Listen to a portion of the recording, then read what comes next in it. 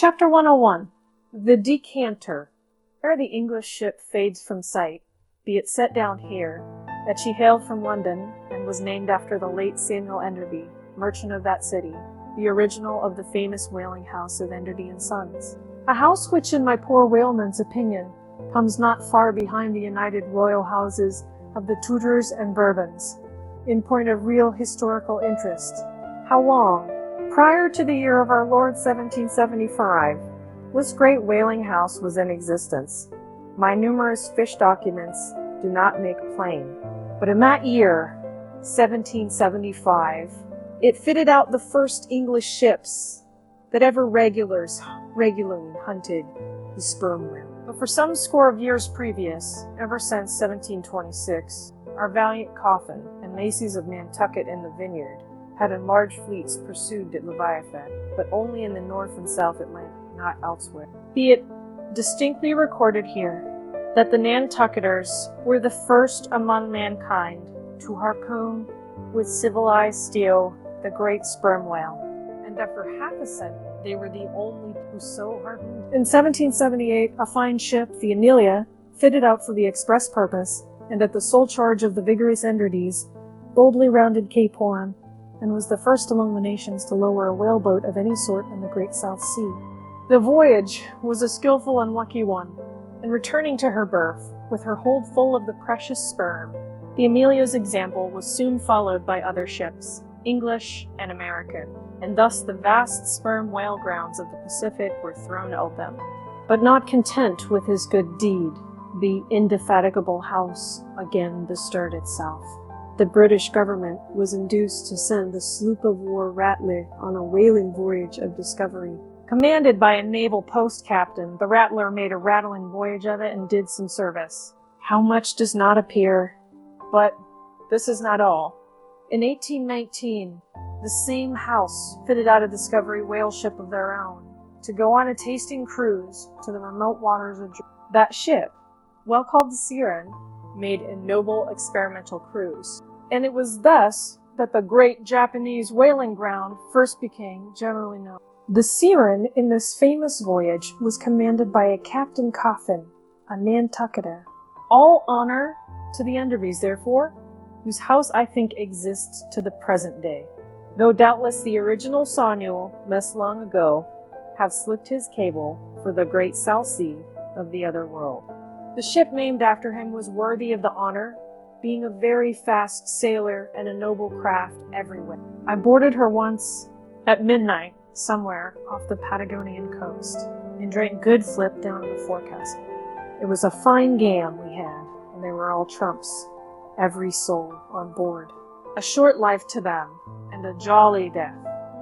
And that fine gam I had, long, very long after old Ahab touched her planks with his ivory heel, it minds me of the noble, solid, Saxon hospitality of that ship.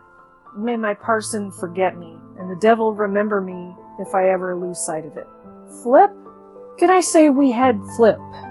Yes, and we flipped it at the rate of 10 gallons the hour.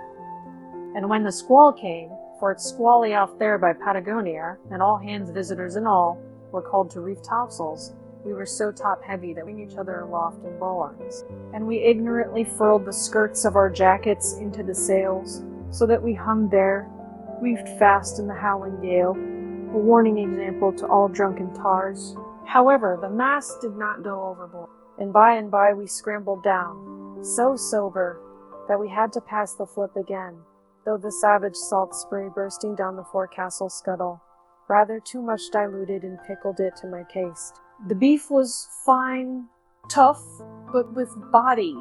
They said it was bull beef. Others that it was dromedary, but I do not know.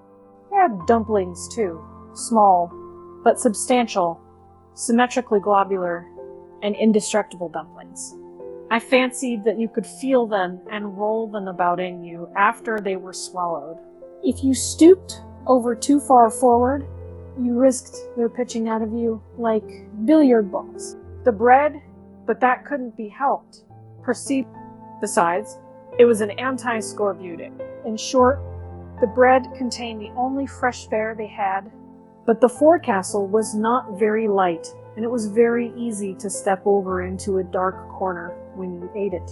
But all in all, taking her from truck to helm, considering the dimensions of the spoiler, including his own live parchment. Fore and aft, I say, the Samuel Enderby was a jolly ship, of good fare and plenty, fine slip and strong, crack fellows all, and capital, from boot heels to hatband.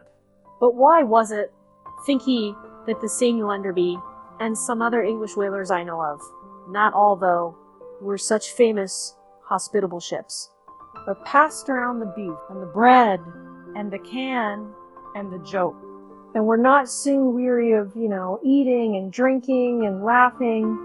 I will tell you, the abounding good cheer of these English whalers is matter for historical research, nor have I been at all sparing of historical whale research when it has seemed. The English were preceded in the whale fishery by the Hollanders, Zealanders, and Danes, from whom they derive many terms still extant in the fishery. And what is yet more, they're fat, old-fashioned, touching, plenty, to eat and drink.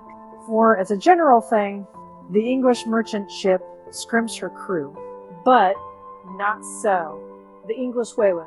Hence, in the English, this thing of whaling good cheer is not normal and natural, but incidental and particular, and therefore must have some special origin, which is here pointed out, and will be still further elucidated. During my researches in the Leviathanic histories, I stumbled upon an ancient Dutch volume, which, by the musty whaling smell of it, I knew must be about whalers. The title was Dan Kalachman, wherefore I concluded that this must be the invaluable memoirs of some Amsterdam cooper in the fishery, as every whale ship must carry its cooper. I was reinforced in this opinion by seeing that it was the production of one Fitz Swackhammer.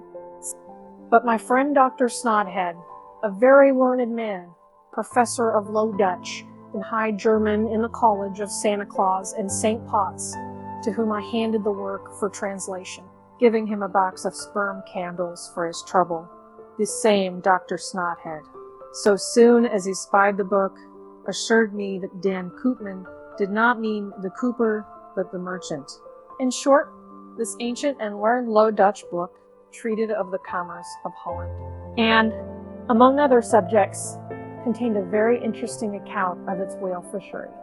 And in this chapter, it was headed Sneer or Fat, but I found a long, detailed list of the outfits for the larders and cellars of the 180 sail of Dutch whalemen, from which list, as translated by Dr. Snodhead, I transcribed the following: 400,000 pounds of beef, 60,000 pounds Friesland pork, 150,000 pounds of stockfish, 550,000 pounds of biscuit, 72,000 pounds of soft bread, 2,800 firkins of butter, 20,000 pounds Texel and Leyden cheese, 144,000 pound cheese, probably an inferior article, 550 anchors of Geneva, 10,800 barrels of beer.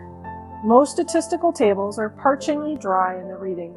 Not so in the present case, however, where the reader is flooded with whole pipes, barrels, quarts, and gills of good gin and good cheer. At the time, I devoted 3 days to the studious digesting of all this beer, beef, and grog, during which many profound thoughts were incidentally suggested to me, capable of a transcendental and platonic application.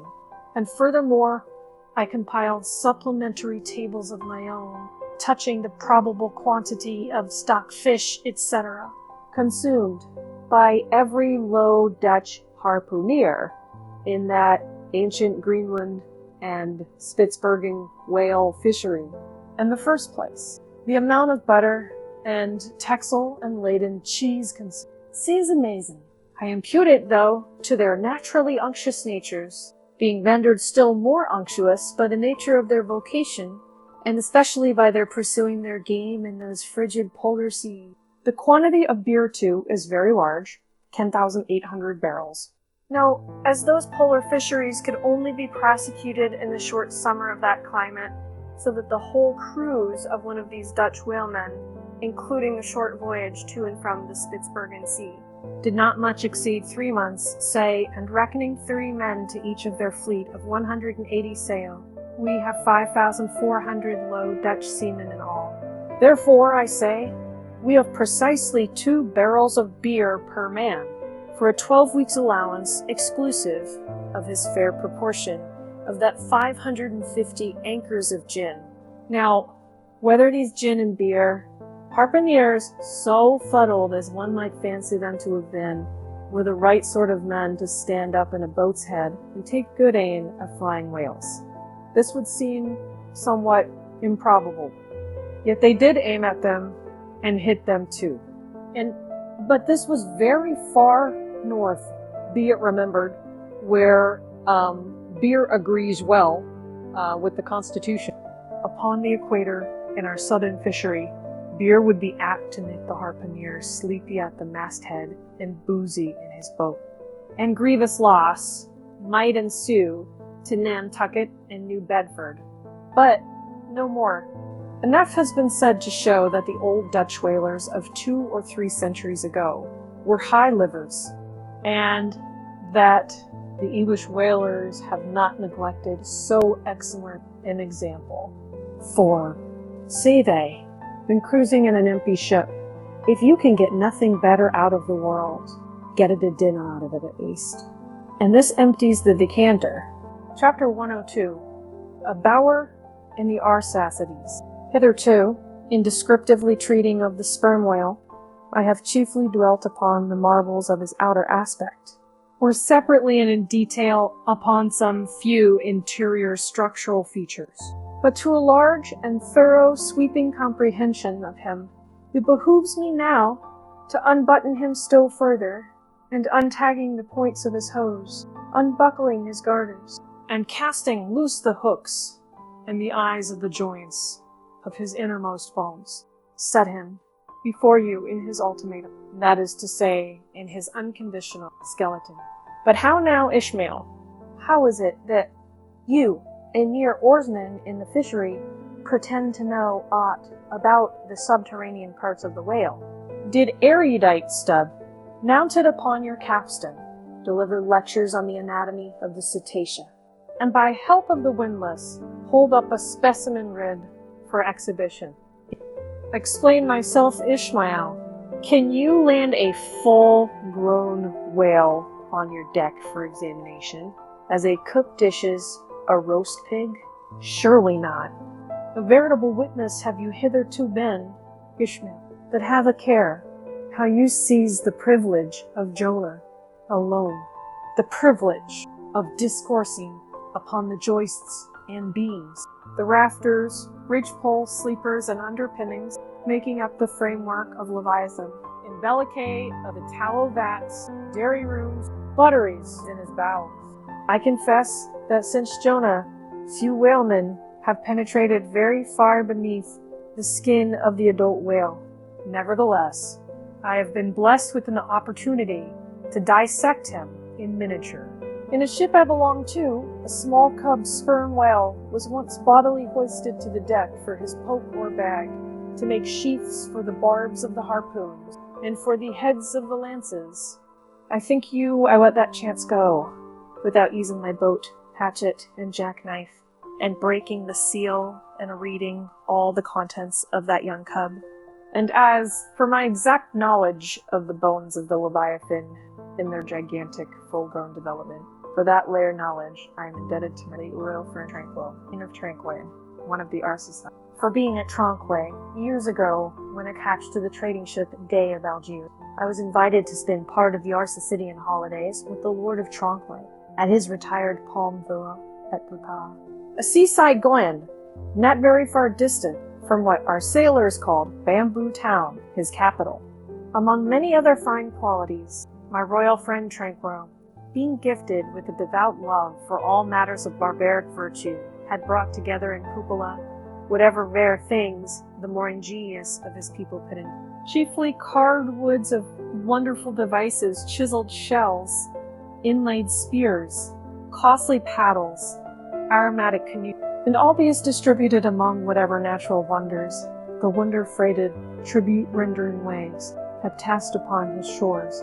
Chief among these latter was a great sperm whale, which after an unusually long raging gale had been found dead and stranded, with his head against a cocoa-nut tree, whose plumage-like tufted droopings seemed his verdant cheek. When the vast body had at last been stripped of its fathom-deep enfoldings, and the bones become dust-dry in the sun, then the skeleton was carefully transported up the Papella Glen, where a grand temple of lordly palms now sheltered it. The ribs were hung with trophies. The vertebrae were carved with Arsacidean aliens in strange hieroglyphics.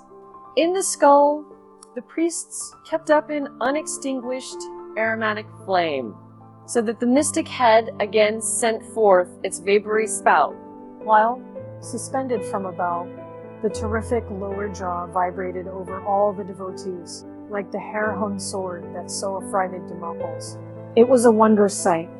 The wood was green as mosses of the icy glen. The trees stood high and haughty, feeling their living sap.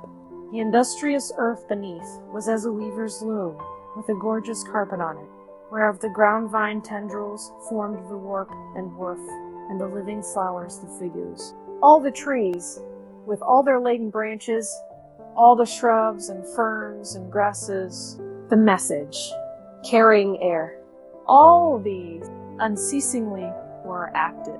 Through the lacings of the leaves, the great sun seemed a flying shuttle, weaving the unwearied verdure.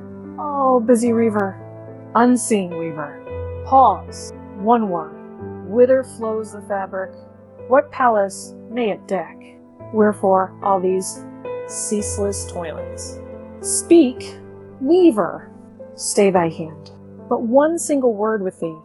Nay, the shuttle flies, the figures float from forth the loom. The freshet rushing carpet forever slides away. The weaver god, he weaves, and by that weaving is he deafened, that he hears no mortal voice, and by that humming we too who look on the loom are deafened, and only when we escape it shall we hear the thousand voices that speak through it. For even so it is in all material factories. The spoken words that are inaudible among the flying spindles, those same words are plainly heard without the walls, bursting from the opened casements. Thereby have villainies been detected. Ah, mortal! Then, be heedful, for so, in all this din of the great world's loom, our subtlest thinkings may be overheard afar. Now, amid the green, life-restless loom of that Arsacidean wood, the great light-worshipped skeleton lay lounging, a gigantic idler.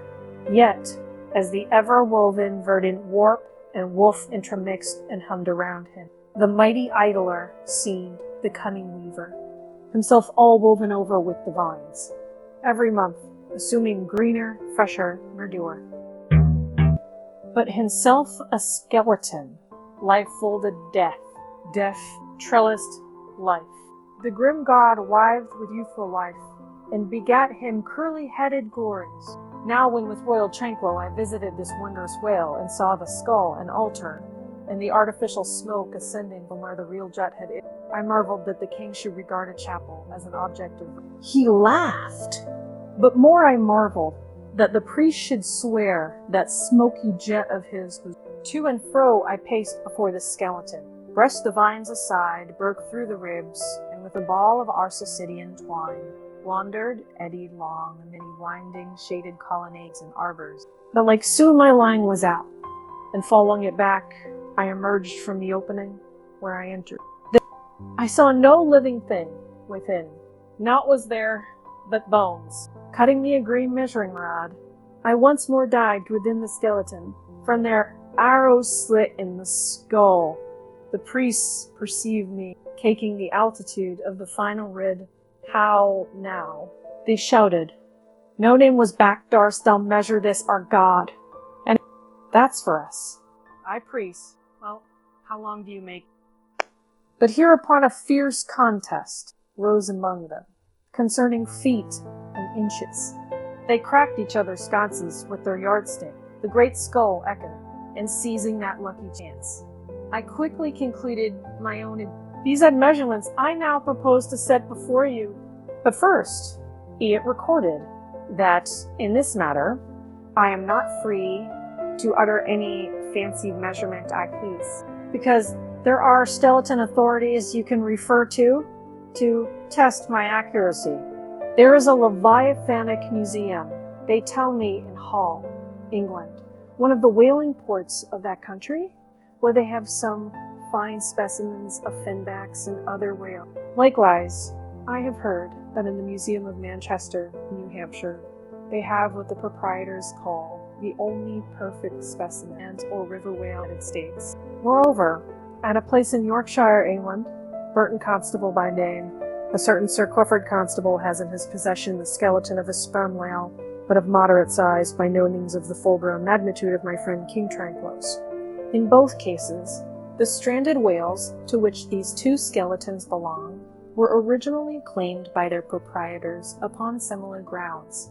King Tranquillo seizing his because he wanted it, and Sir Clifford because he was lord of the seigneuries of those parts.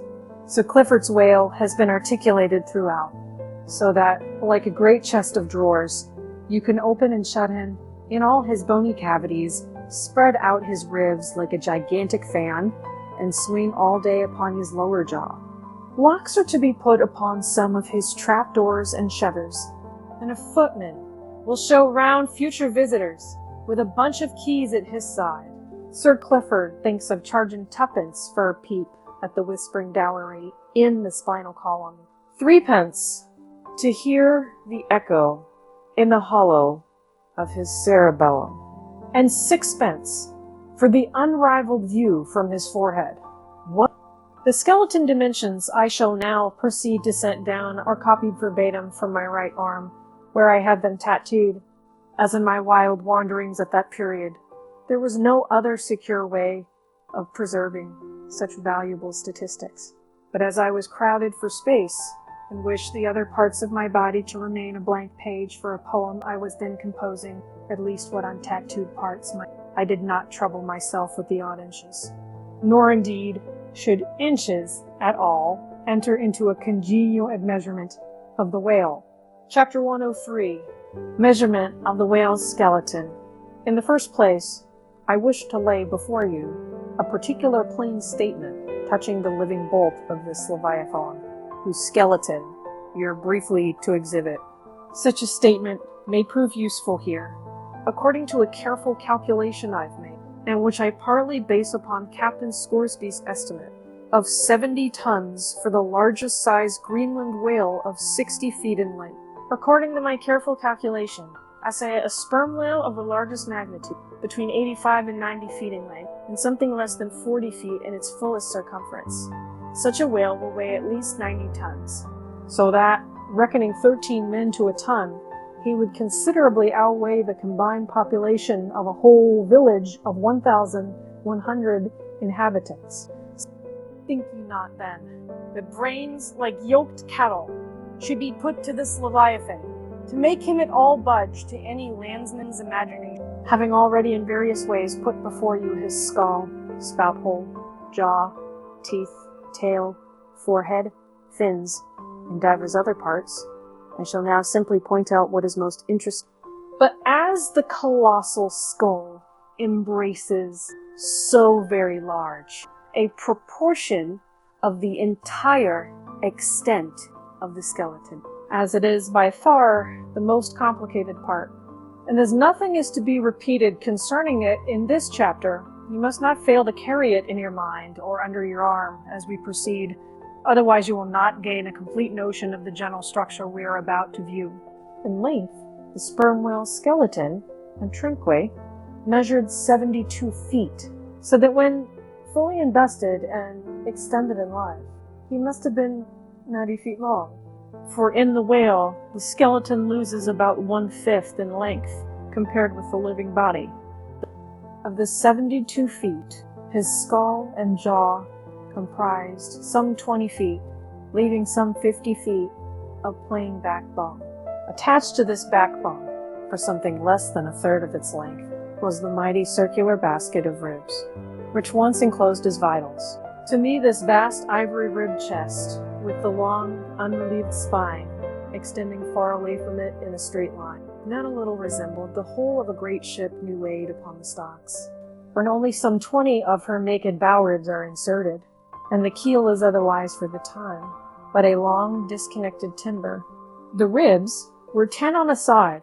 The first, to begin from the neck, was nearly 6 feet long. The second, third, and fourth were each successively longer, till you came to the climax of the fifth, or one of the middle ribs, which measured 8 feet and some inches.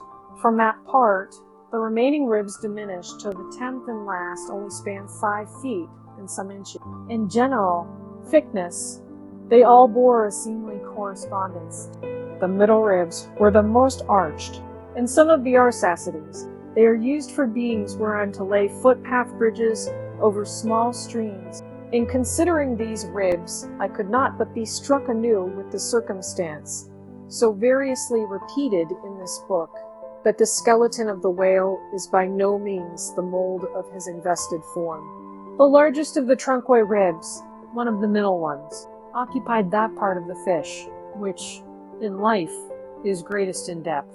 Now, the greatest depth of the invested body of this particular whale must have been at least 16 feet, whereas the corresponding rib measured but little more than 8 feet, so that this rib only conveyed half of the true notion of the living magnitude of that part. Besides, for some way where I now saw but a naked spine, all that had been once wrapped round with tons of added bulk in flesh, muscle, blood, and bowels. Still more, for the ample fins, I here saw but a few disordered joints, and in place of the weighty and majestic, but boneless fleeks, an utter blank. How vain and foolish then, thought I, for timid, untraveled man to try to comprehend aright this wondrous whale, I'm merely poring over his dead, attenuated skeleton, stretched in this peaceful wood. No, only in the heart of Crocus perils, only when, within the eddyings of his angry flukes, only on the profound, unbounded sea, can the fully invested whale be truly and livingly found out. But the spine, for that, the best way we can consider it is with a crane to pile its bones high up on end. No speedy enterprise, but now it's done. It looks much like Pompey's pillar. There are 40 and odd vertebrae in all, which in the skeleton are not locked together. They mostly lie like the great knobbed blocks on a Gothic spire, forming solid courses of heavy masonry. The largest, a middle one, is in width something less than 3 feet, in depth more than 4. The smallest, where the spine tapers away into the tail, is only 2 inches in width and looks something like a white billiard ball. I was told that there were still smaller ones, but they had been lost by some little cannibal urchins, the priest's children, who had stolen them to play marbles with. Thus, you see how the spine of even the hugest of living things tapers off at last into simple child's play. Chapter 104. The Fossil Whale. From his mighty bulk, the whale affords a most congenial theme whereon to enlarge, amplify, and generally expatiate. With you could not compress him. By good rights, he should only be treated of an imperial folio, not to tell over again his furlongs from spiracle to tail, and the yards he measures about the waist. Only think of the gigantic involutions of his intestines, where they line him like great cables and hawsers coiled away in the subterranean orlop deck of a line of battleship. Since I have undertaken to manhandle this Leviathan, it behooves me to approve myself omnisciently exhausted in the enterprise. not overlooking the minute's seminal germs of his blood, and spinning him out to the uttermost coil of his bowels. Having already described him in most of his present habitatory and anatomical peculiarities, it now remains to magnify him in an archaeological, fossiliferous, and antediluvian, applied to any other creature than the Leviathan, to an ant or flea.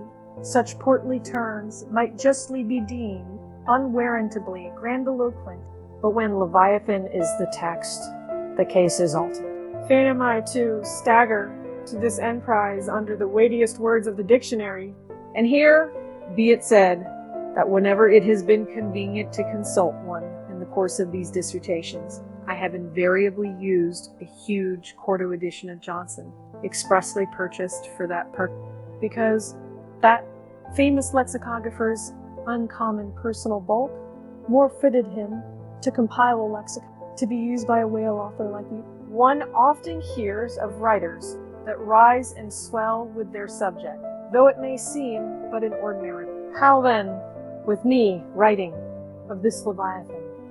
Unconsciously, my chirography expands into placard capitals.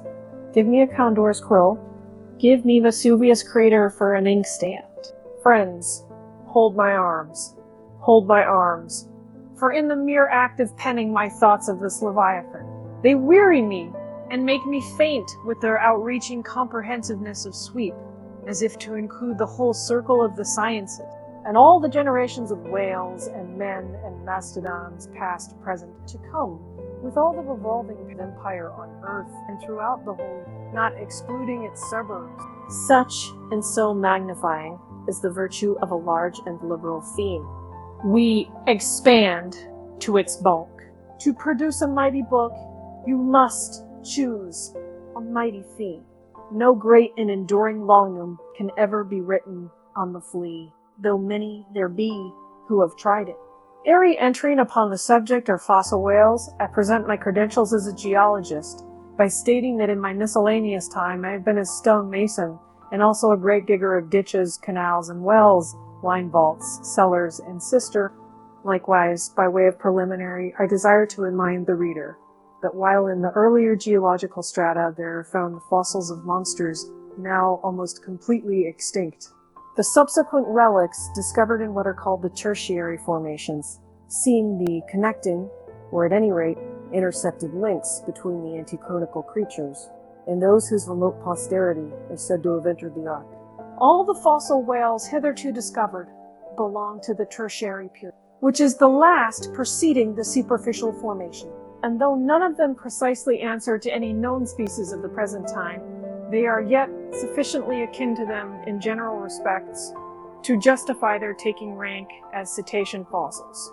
Detached broken fossils of pre-Adamite whales, fragments of their bones and skeletons, have within 30 years past, at various intervals, been found at the base of the Alps in Lombardy, in France, in England, and Scotland, and in the states of Louisiana, Mississippi, and Alabama.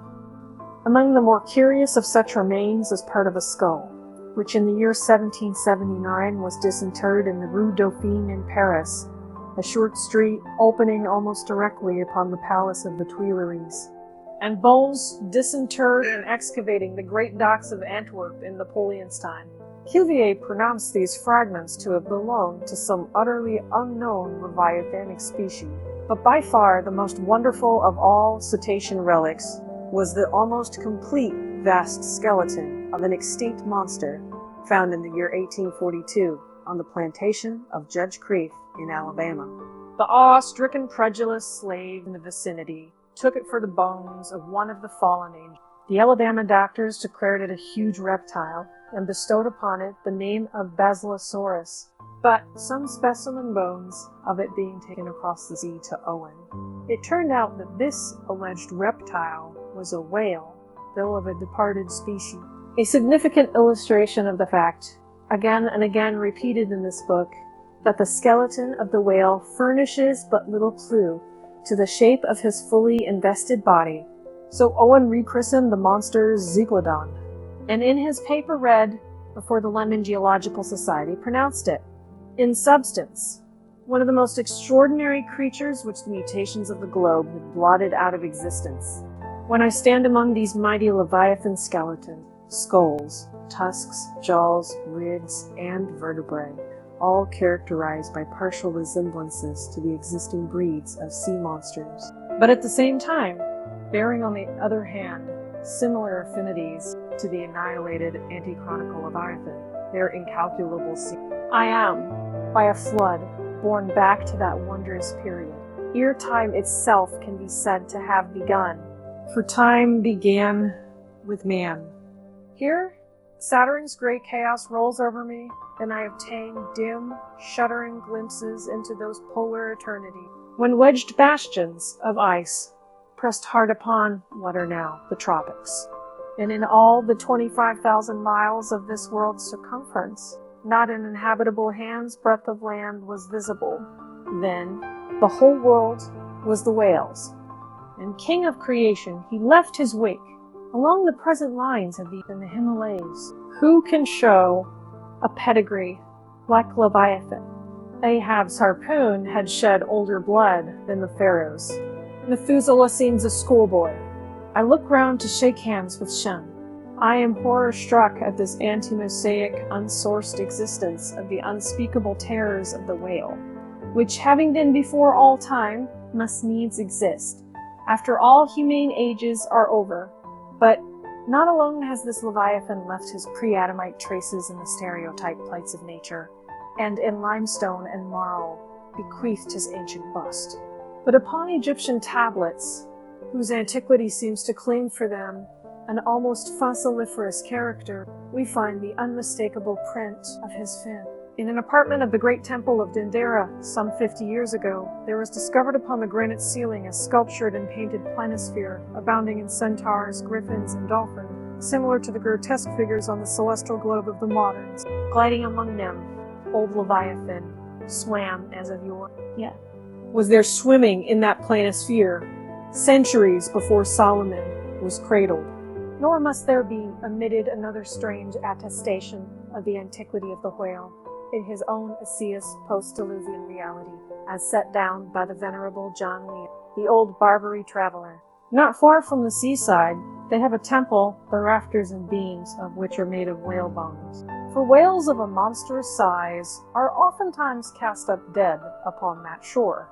The common people imagine that by a secret power bestowed by God upon the temple, no whale can pass it without immediate death.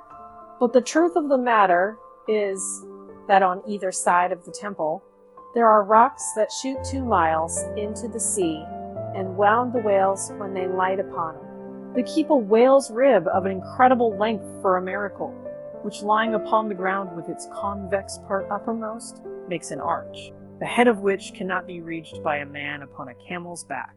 This rib, says John Leo, is said to have lain there 100 years before I saw it. Their historians affirm that a prophet who prophesied of Muhammad came from this temple, and some do not stand to assert that the prophet Jonas was cast forth by the whale at the base of the temple. In this Afric temple of the whale I leave reader, and if you be a Nantucketer and a whaleman, you will silently worship there. Chapter 105. Does the whale's magnitude diminish? Will he perish? Inasmuch then, as this Leviathan comes floundering down upon us from the headwaters of the eternity, it may be fitly inquired whether in the long course of his generation he has not degenerated from the original bulk of his sires.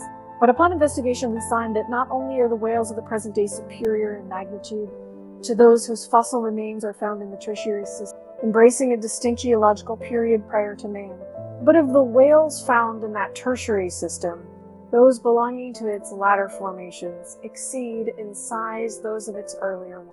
Of all the pre-Adamite whales yet exhumed, by far the largest is the Alabama one mentioned in the, and that was less than 70 feet in length in the skeleton, whereas we have already seen that the tape measure gives 72 feet for the skeleton of a large-sized modern whale. And I have heard, on whalemen's authority, that sperm whales have been captured near 100 feet long at the time of capture. But may it not be that while the whales of the present hour are an advance in magnitude upon those of all previous geological periods. May it not be that since Adam's time they have degenerated? Assuredly, we must conclude so if we are to credit the accounts of such gentlemen as Pliny and the ancient naturalists generally. For Pliny tells us of whales that embraced acres of living bulk, and Aldrovandus of others, which measured 800 feet in length, rope walks, and Thames tunnels of whales. And even in the days of Banks and Solander, Cook's naturalists, we find a Danish member of the Academy of Sciences setting down certain Iceland whales, raven sisker, or wrinkled bellies at 120 yards. That is 360 feet. And Lacepede, the French naturalist, in his elaborate history of whales, in the very beginning of his work, page 3, sets down the right whale at 100 meters, 300. And this work was published so late as AD 1825. But will any whaleman believe these stories? No! The whale of today is as big as his ancestors in Pliny's time. And if ever I go where Pliny is, I, a whaleman, more than he will make bold to tell them so. Because I cannot understand how it is that while the Egyptian mummies that were buried thousands of years before even Pliny was born do not measure so much in their coffins as a modern Kentuckian in his socks. And while the cattle and other animals sculptured on the oldest Egyptian and Nineveh tablets, by the relative proportions in which they are drawn, just as plainly far-bred, stall-fed, prize cattle of Smithfield. In the face of all this, I will not admit that of all animals, the whale alone should have degenerated. But still another inquiry remains, one often agitated by the more recondite Nantucketers, whether owing to the almost omniscient lookouts at the mastheads of the whale ships, now penetrating even through Bering's Straits and into the remotest secret drawers and lockers of the world, and the 1,000 harpoons and lances darted along all continental coasts. The moot point is whether Leviathan can long endure so wide a chase and so remorseless a havoc, whether he must not at last be exterminated from the waters, and the last whale, like the last man, smoke his last pipe, and then himself evaporate in the final puff. Comparing the hump-turds of whales with the hump-turds of buffalo, which, not 40 years ago, overspread by tens of thousands the prairies of Illinois and Missouri, and shook their iron manes, and scowled with their thunder-clotted brows upon the sites of populous river capitals, where now the polite broker sells you land at $1. In such a comparison, an irresistible argument would seem furnished to show that the hunted whale cannot now escape speedy extinction. Though you must look at this matter in every light. Though so short a period ago not a good lifetime, the census of the buffalo in Illinois exceeded the census of men now in London, and though at the present day not one horn or hoof of them remains in all that region, and though the cause of this wondrous extermination was the spear of man, yet the far different nature of the whale hunt peremptorily forbids so inglorious an end to the Leviathan. 40 men in one ship, hunting the sperm whales for 48 months, think they have done extremely well, and thank God if at last they carry home the oil of 40 fish, whereas in the days of the old Canadian and Indian hunters and trappers of the West, when the far West, in whose sunset suns still rise, was a wilderness and a virgin, the same number of moccasined men, for the same number of months, mounted on horse instead of sailing in ships, would have slain not 40, but 40,000 and more buffaloes, a fact that, if need were, could be statistically stated. Nor, considered aright, does it seem any argument in favor of the gradual extinction of the sperm whale, for example, that in former years, the latter part of the last century, say these leviathans in small pods, were encountered much oftener than at present, and in consequence, the voyages were not so prolonged and were also much more remunerative. Because, as has been elsewhere noticed, those whales, influenced by some views to safety, now swim the seas in immense caravans, so that to a large degree the scattered solitaries yoke and skulls of other days are now aggregated into vast but widely separated, unfrequent armies. That's all. And equally fallacious seems the conceit, but because of the so-called whalebone whales no longer haunt many grounds in former years abounding with them, hence that species also is declining, for they are only being driven from promontory to cape. As if one coast is no longer enlivened with their jets, then be sure some other and remoter strand has been very recently startled by the unfamiliar spectacle. Furthermore, concerning these last mentioned Leviathans, they have two firm fortresses which, in all human probability, will forever remain impregnable. And as upon the invasion of their valleys, the frosty Swiss have retreated to their mountains. So, hunted from the savannas and glades of the Middle Seas, the whalebone whales can at last resort to their polar citadels, and diving under the ultimate glassy barriers and walls there, come up among icy fields and floes, and in a charmed circle of everlasting December, bid defiance to all pursuit from man. But as perhaps 50 of these whalebone whales are harpooned for one cachalot, some philosophers of the forecastle have concluded that this positive havoc has already very seriously diminished their battalion. But though for some time past in number of these whales, not less than 13,000, have been annually slain on the northwest coast by the Americans alone, yet there are considerations which render even this circumstance of little or no account as an opposing argument in this matter. Natural as it is to be somewhat incredulous concerning the populousness of the more enormous creatures of the globe, yet what shall we say to Harto, the historian of Goa, when he tells us that at one hunting, the king of Siam took 4,000 elephants, that in those regions, elephants are numerous as droves of cattle in the temperate climes.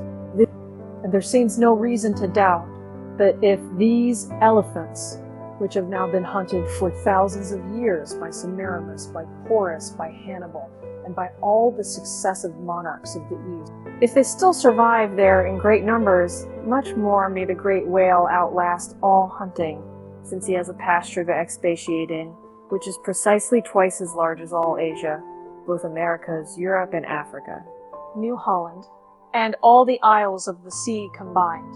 Moreover, we are to consider that from the presumed great longevity of whales, they're probably attaining the age of a century and more. Therefore, at any one period of time, several distinct adult generations must be contemporary. And what that is, we may soon gain some idea of by imagining all the graveyards, cemeteries, and family vaults of creation yielding up the live bodies of all the men, women, and children who were alive 75 years ago, and adding this countless host to the present human population of the globe. Wherefore, for all these things, we account the whale immortal in his species, however perishable in his individuality. He swam the seas before the continents broke water. He once swam over the site of the Tuileries and Windsor Castle and the Kremlin. In Noah's flood, he despised Noah's Ark. And if ever the world is to be again flooded, like the Netherlands, to kill off its rats, then the eternal whale will still survive, and rearing upon the topmost crest of the equatorial flood, spout his false defiance to the skies. Chapter 106. Ahab's Leg. The precipitating manner in which Captain Ahab had quitted the Samuel Enderby of London had not been unattended with some small violence to his own person. He had lighted with such energy upon a thwart of his boat that his ivory leg had received a half-splintering shock, and when after gaining his own deck and his own pivot hold there, he so vehemently wheeled round with an urgent command of the steersman, it was, as ever, something about his not steering inflexibly, and then the already shaken ivory received such an additional twist and wrench that though it still remained entire, and to all appearances lusty, yet Ahab did not deem it entirely trustworthy, and indeed, it seemed small matter for wonder that for all his pervading mad recklessness, Ahab did at times give careful heed to the condition of that dead bone upon which he partly stood, for it had not been very long prior to the Pequod sailing from Nantucket that he had been found one night lying prone upon the ground, and insensible, by some unknown and seemingly inexplicable, unimaginable casualty. his ivory limb having been so violently that it had stake-wise smitten, and all but pierced his groin. Nor was it without extreme difficulty that the agonizing wound was entirely cured. Nor at the time had it failed to enter his monomaniac mind that all the anguish of that then present suffering was but the direct issue of a former woe. And he too plainly seemed to see that as the most poisonous reptile of the marsh perpetuates his as inevitably as the sweetest songster of the grove, so, equally, with every felicity, all miserable events do naturally beget their like. Yeah, more than equally, thought Ahab, since both the ancestry and posterity of grief go further than the ancestry and posterity of joy. For, not to hint of this, that it is an inference from certain canonic teachings that while some natural enjoyments here shall have no children born to them for the other world, but on the contrary shall be followed by the joy childlessness, whereas some guilty mortal miseries shall still fertilely beget to themselves an eternally progressive progeny beyond. And at all to hint of this, there still seems an inequality in the deeper analysis of the faith. For, thought Ahab, while even the highest earthly felicities ever have a certain unsignifying pettiness lurking in them, but at bottom, all heart woes, a mystic significance, and in some men, an archangelic branch. So do their diligent tracings out not belie the obvious deduction. To trail the genealogies of these high mortals carries us, at last, among the sourceless primogenitures of the gods. So that, in the face of all the glad haymaking suns, and soft symboling round harvest moons, we must needs to give in to this, that the gods themselves are not forever glad. The ineffaceable, sad birthmark in the brow of man is that the stamp of sorrow in the signers. Unwittingly here a secret has been divulged, which perhaps might more properly, in set way, have been disclosed before. With many other particulars concerning Ahab, always had it remained a mystery to some, why it was that for a certain period, both before and after the sailing of the Pequod, he had hidden himself away with such grand llama-like exclusion, and, for that one interval, sought speechless refuge, as it were, among the marble senate of the dead. Captain Peleg's brooded reason for this thing appeared by no means adequate, though, indeed, as touching all Ahab's deeper part, every revelation partook more of significant darkness and of explanatory. But in the end, it all came out. This one matter did, at least. That direful mishap was at the bottom of his temporary recluseness. And not only this, but to that ever-contracting, dropping circle ashore, who for any reason possessed the privilege of a less banned approach to him. To that timid circle, the above-hinted casualty, remaining as it did, moodily unaccounted for by Ahab, invested itself with terrors, not entirely underived from the land of spirits and of whales, so that, through their zeal for him, they had all conspired, so far as in them way, to muffle up the knowledge of this thing from others. And hence it was, that not till a considerable interval had elapsed, did it transpire upon the Pequod's decks.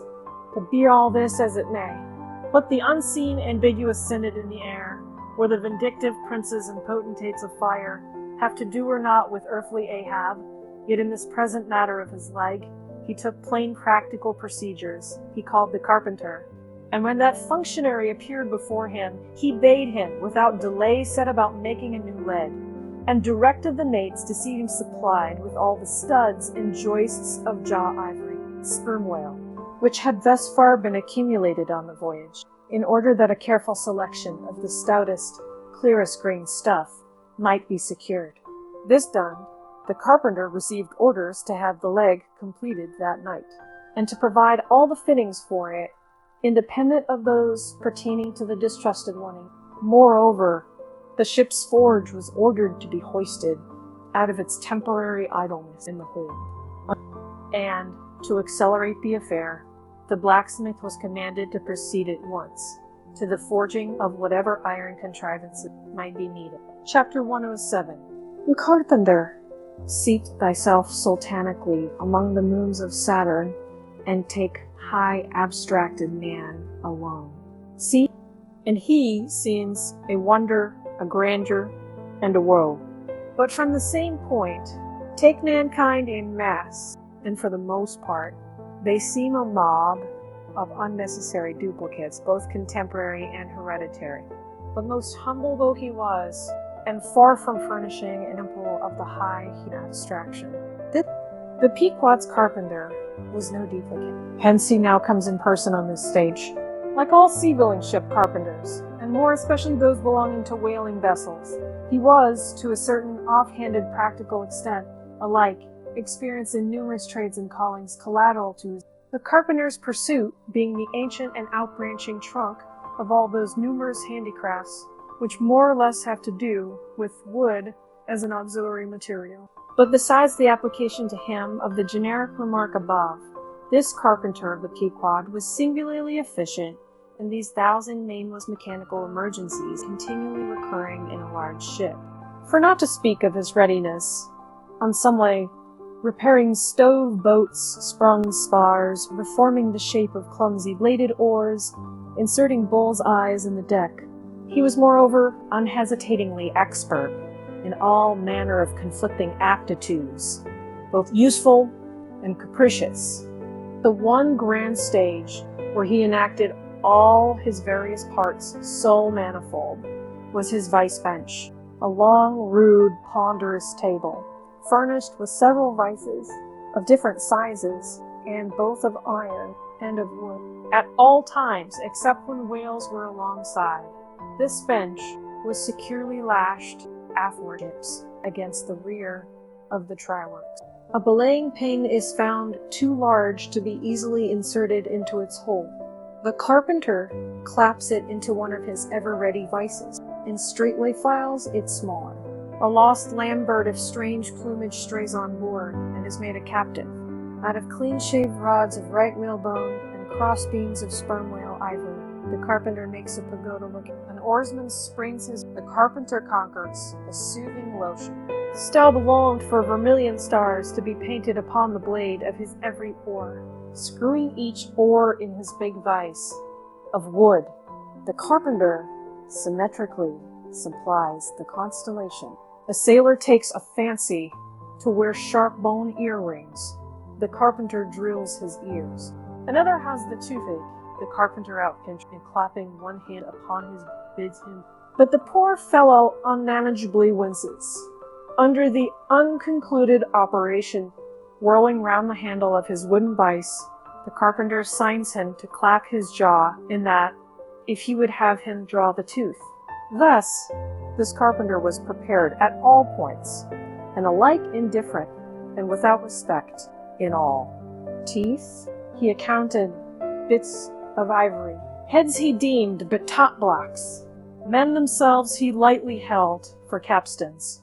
But while now upon so wide a field thus variously accomplished, and with such liveliness of expertness in him too, all this would seem to argue some uncommon vivacity of intelligence. But not precisely so, for nothing was this man more remarkable than for a certain impersonal stolidity, as it were. Impersonal, I say, for it so shaded off into the surrounding infinite of things, that it seemed one with the general stolidity discernible in the whole visible world, which while pauselessly active in uncounted modes, still eternally holds its peace, and ignores you, though you dig foundations for cathedrals. Yet was this half-horrible stolidity, involving too, as it appeared, an all-ramifying heartlessness. Yet was it oddly dashed at times, with an old crutch-like antediluvian, wheezing humorousness, not unstreaked now and then with a certain grizzled wittiness, such as might have served to pass the time during the midnight watch on the bearded forecastle of Noah's Ark. Was it that this old carpenter had been a lifelong wanderer, whose much rolling to and fro not only had gathered no moss, but what is more, had rubbed off whatever small outward cleans might have originally pertained to him? He was a stripped abstract, an unfractioned, uncompromised as a newborn babe, living without premeditated reference to this world or the next. I might almost say that this strange uncompromisedness in him involved a sort of unintelligence. For in his numerous trades, he did not seem to work so much by reason or by instinct, or simply because he had been tutored to it, or by any intermixture of all these even or uneven, but merely by a kind of deaf and dumb, spontaneous literal process. He was a pure manipulator. His brain, if he had ever had one, must have early oozed along into the muscles of his.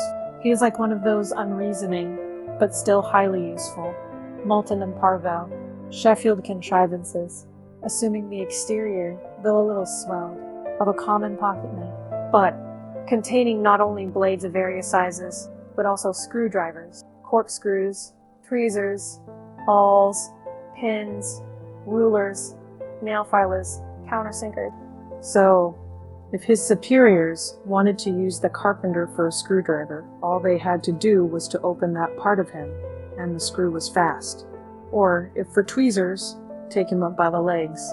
Yet, as previously hinted, this omnitooled open and shut carpenter was, after all, no mere machine of an automaton.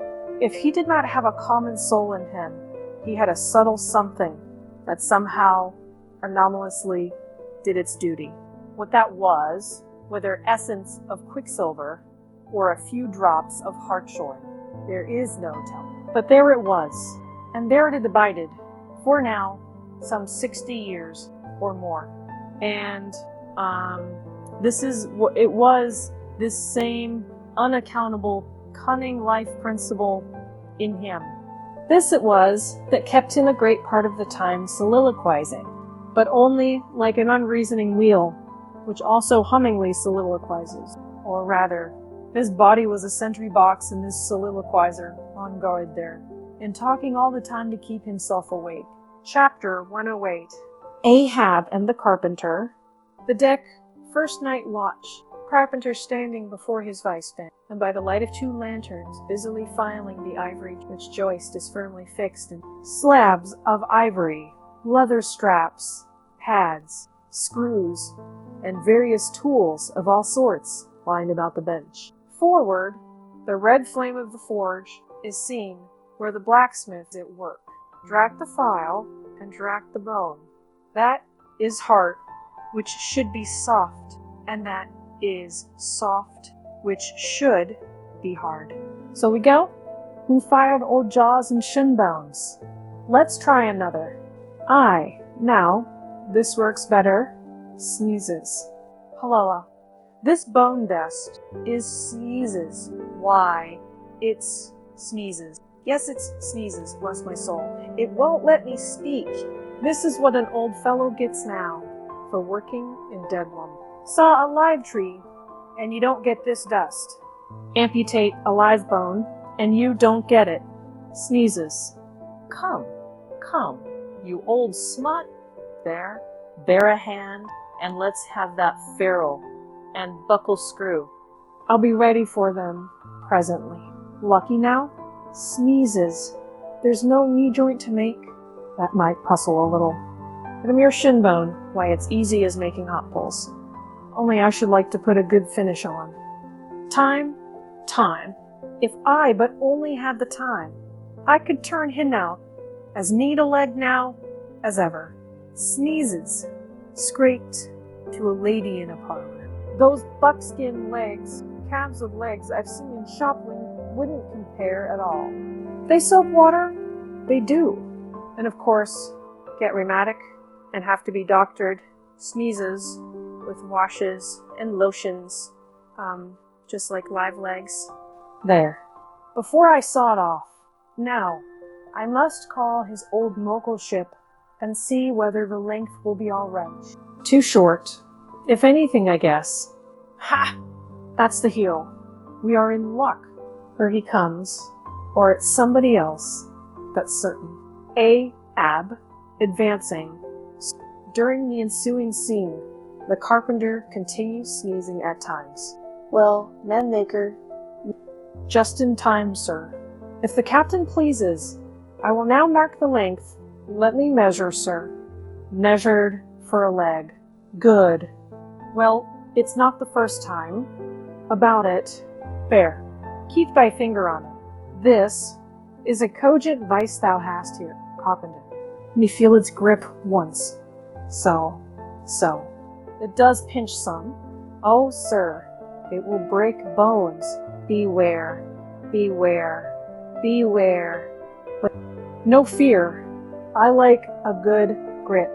I like to feel something in this slippery world that can hold, man. What's Prometheus about there? The blacksmith. I mean, what's he about? He must be forging a buckle screw, sir. Now, right? It's a partnership. He supplies the muscle part. He makes a fierce red flame there. Aye, sir. He must have the white heat for this kind of fine work. So he must. I do deem it now a most meaning thing that old Greek Prometheus, who made men, they say, should have been a blacksmith and animated them with fire. For what's made in fire must properly belong to fire. And so hell's probable. How the soup flies. This must be the remainder the Greek made the Africans of. Carpenter, when he's through with that buckle, tell him to forge a pair of steel-shouldered blades. There's a peddler aboard with a crushing pack. Sir, hold.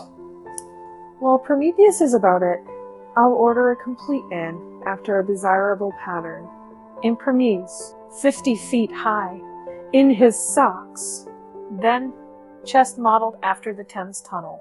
Then, legs with roots to them to stay in one place. Then, arms 3, feet through the wrist, no heart at all, brass forehead, and about a quarter of an acre of fine brains. And let me see. Shall I order eyes to see outwards? No, but put a skylight on top of his head to illuminate inwards. There, take the order, and away. There. Now, what's he speaking about, and who's he speaking to? I should like to know. Shall I keep standing here? Aside. 'Tis but indifferent architecture to mate a blind dome. Who's one? No. I must have a lantern. Ho ho. That's it. Hey, here are 2. Sir. Sir, 1 will serve my turn. What art thou thrusting that thief-catcher into my face for, man? Thrusted light is worse than presented pistols. I thought, sir, that you spoke to Carpenter. Carpenter? Why, that's but, no. A very tidy, and, I may say, an extremely gentlemanlike sort of business thou art in here. Carpenter, or would thou rather work in clay? Sir, clay. Clay, sir? That's mud. We leave clay to ditchers, sir. The fellow's impious. What art thou sneezing about? Bone is rather dusty, sir. Take the hint, then, and when thou art dead, never bury thyself under living people's emotions. Sir. Oh. Ah. I guess so. Yes. Oh, dear.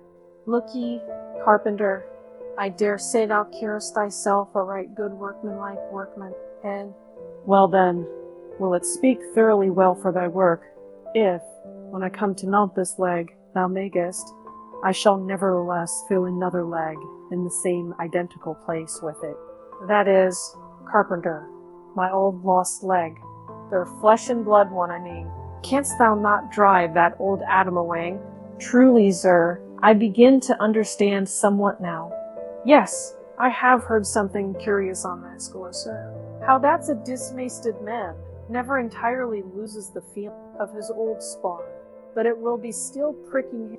May I humbly ask if it be really so, sir? It is, man. Look, put thy live leg here in the place where mine once was. So now, here's only one distinct leg to the eye, yet 2 to the soul, where thou feelest tingling life. There, exactly there to a hair, do I. Is it a riddle, did you? I should humbly call it a poser, sir. Hist then, How dost thou know that some entire living, thinking thing may not be invisibly and uninterpenetratingly standing precisely where thou now standest? I am standing there in thy spite. In thy most solitary hours, then, dost thou not fear eavesdroppers? Hold, don't speak. And if I still feel the smart of my crushed leg, though it be now so long dissolved, then why mayest not thou, carpenter, feel the fiery pains of hell forever and without a body? Huh? Good Lord.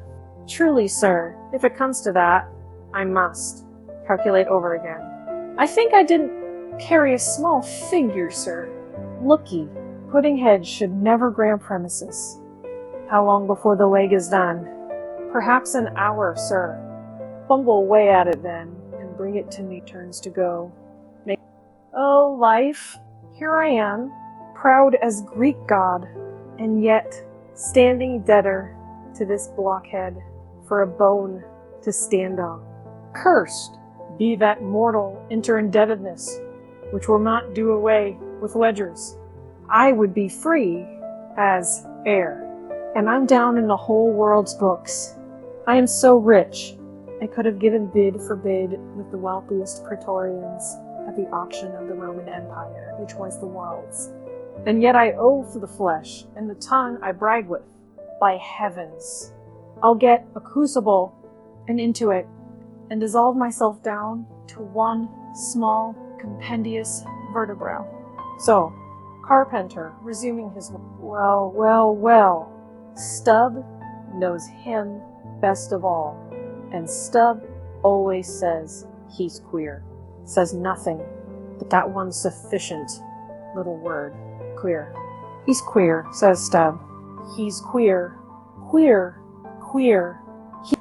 And keeps dining it into Mr. Starbuck all the time. Queer, sir. Queer, queer, very queer. And here's his leg? Yes. Now that I think of it, here's his bed shovel. Has a stick of whale's jawbone for a wife. And this is his leg. He'll stand on this. What was that now? About one leg standing in three places, and all three places standing in one hell. How was that? Oh, I don't wonder he looked so scornful at me. I'm a sort of strange-thoughted sometimes, they say. But that's only haphazard-like. Then, a short little old body like me should never undertake to wade out into deep waters with tall, heron-built captains. The water chucks you under the chin pretty quick, and there's a great cry for lifeboats. And here's the heron's leg, long and slim, sure enough.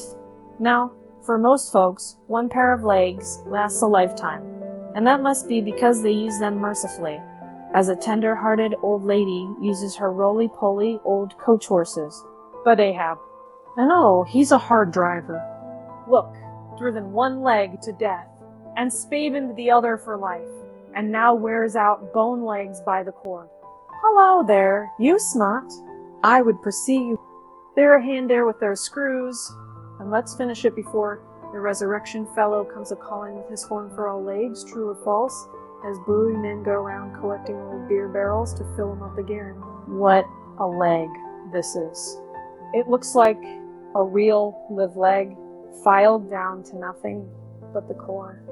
He'll be standing on this tomorrow.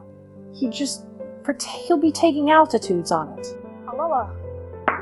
I almost forgot the little oval slate, smoothed ivory, where he figures out the latitude. So. Chisel, file, and sandpaper. Now, Chapter 109. Ahab and Starbuck in the cabin. According to usage, they were pumping the ship next morning. Except, and lo, no inconsiderable oil came up with the water. The casks below must have sprung a bad. Much concern was shown, and Starbuck went down into the cabin to report this unfavorable affair. In sperm whalemen, with any considerable quantity of oil on board, it is a regular semi-weekly duty to conduct a hose into the hold and drench the casks was seawater, which afterwards at varying intervals is removed by the ship's pumps. Hereby, the casks are sought to be kept damp-lie tight, while by the changed character of the withdrawn water, the mariners readily detect any serious leakage in the precious cargo. Now, from the south and west, the Pequod was drawing nigh to Formosa and the Bashy Isles, between which lies one of the tropical outlets from the China waters into the Pacific.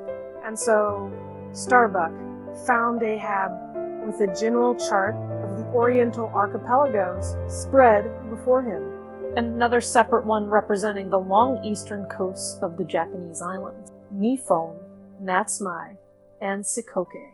With his snow-white new ivory leg braced against the screwed leg of his table, and with the long pruning hook of a jackknife in his hand, the wondrous old man, with his back to the gateway door, was wrinkling his brow and tracing his old course.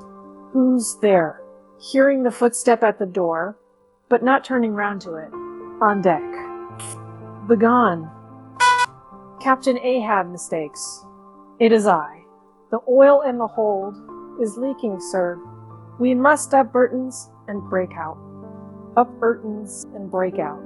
Now that we are nearing Japan, heave. To here for a week to tinker a parcel of old hoops. Either do that, sir, or waste in one day more oil than we may make good in a year. But we come 20,000 miles to get is worth saving, sir. So it is, so it is. If we get it, I was speaking of the oil in the hold, sir, and I was not speaking or thinking of that at all. Begone. Let it leak. I'm all a leak myself. Aye, leaks and leaks. Not only full of leaky casks, but those leaky casks are in a leaky ship. And that's a far worse plight than the Pequod's, man. Yet I don't stop to plug my leak, for who can find it in the deep-loaded hull, or how hope to plug it, even if found in this life's howling dale? Starbuck, I'll not have the Burtons hoisted. What will the owners say, sir? Let the owners stand on Nantucket Beach and out-yell the typhoon. What cares, Ahab? Owners? Owners.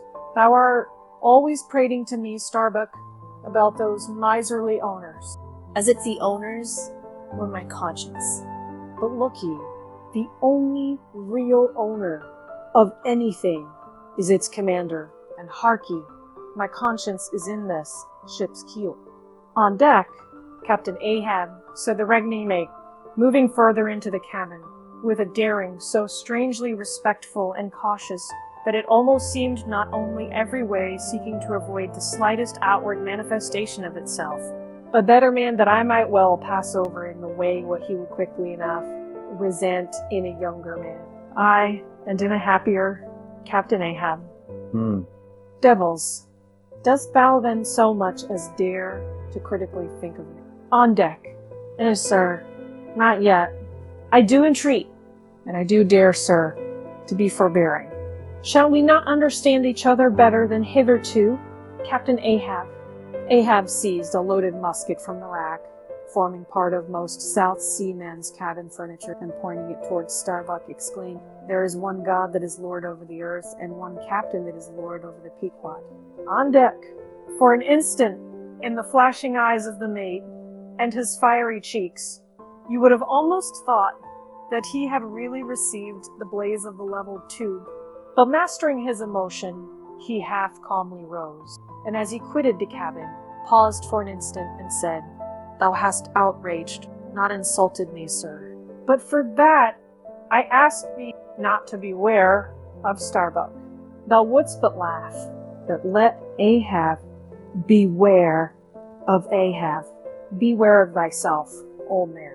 He waxes brave, but nevertheless days. Most careful bravery that," murmured Ahab, as Starbuck disappeared. What's that he said? Ahab, beware of Ahab. There's something there. Ahab, then unconsciously using the musket for a staff. With an iron brow, he paced to and fro in the little cabin. But presently the thick plates of his forehead relaxed, and returning the gun to the rack, he went to the deck.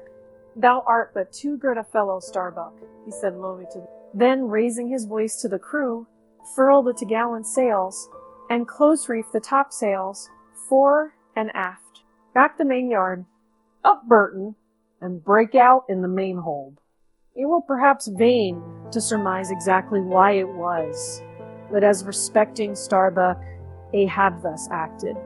It may have been a flash of honesty in him, or mere prudential policy, which, under the circumstance, imperiously forbade the slightest symptom of open disaffection, however transient, in the important chief officer of his ship. However it was, his orders were executed, and the Burtons were hoisted. Chapter 110. Pequod, in his coffin, upon searching, it was found that the cask's last struck into the hold were perfectly sound, and that the leak must be further off. So, it being calm weather, they broke out deeper and deeper, disturbing the slumbers of the huge ground-tiered butts, and from that black midnight sending those gigantic moles into the daylight above. So deep did they go, and so ancient and corroded and weedy the aspect of the lowermost puncheons that you almost looked next for some moldy cornerstone cask containing coins of Captain Noah, with copies of the posted placards vainly warning the infatuated old world from the flood. Tiers after tiers, too, of water and bread and beef and shooks of staves and iron bundles of hoops were hoisted out, till at last the piled decks were hard to get about, and the hollow hull echoed underfoot, as if you were treading over empty catacombs, and reeled and rolled in the sea, like an air-freighted demijohn. Top-heavy was the ship as a dinnerless student, with all Aristotle in his head. Well, was it that the typhoons did not visit them then? Now, at this time, it was that my poor pagan companion and fast bosom friend Pequod was seized with a fever, which brought him nigh to his endless end. Be it said, that in this vocation of whaling, sinecures are unknown. Dignity and danger go hand in hand, till you get to be captain. The higher you rise, the harder you. So with poor Pequod, who, as harpooner, must not only face all the rage of the living, but, as we have elsewhere seen, mount his dead back in a rolling sea, and finally descend into the gloom of the hold, and bitterly sweating all day, in that subterraneous confinement, resolutely manhandle the clumsiest casks, and see to their stowage. To be short, among whalemen, the harpooners are the holders, so called. Poor Pequod. When the ship was about half disemboweled, you should have stooped over the hatchway and peered down upon him there, where, stripped to his woolen drawers, the tattooed savage was crawling about amid that dampness and slime like a green spotted lizard at the bottom of a well. And a well, or an ice house, it somehow proved to him, poor pagan, where, strange to say, for all the heat of his sweatings, he caught a terrible chill, which lapsed into a fever, and at last, after some days' suffering, laid him in his hammock close to the very sill of the door of death. How he wasted and wasted away in those few long lingering days, till there seemed but little left of him, but his frame and tattooing. But as all else, and him thinned, and his cheekbones grew sharper, his eyes nevertheless seemed growing fuller and fuller. They became of a strange softness of luster, and mildly, but deeply looked out at you there from his sickness, a wondrous testimony to that immortal health in him, which could not die or be weakened, and like circles on the water, which as they grow fainter, expand. So his eyes seemed rounding and rounding, like the rings of eternity, and all that cannot be named would steal over you as you sat by the side of this waning savage, and saw as strange things in his face as any beheld who were bystanders when Zoroaster died.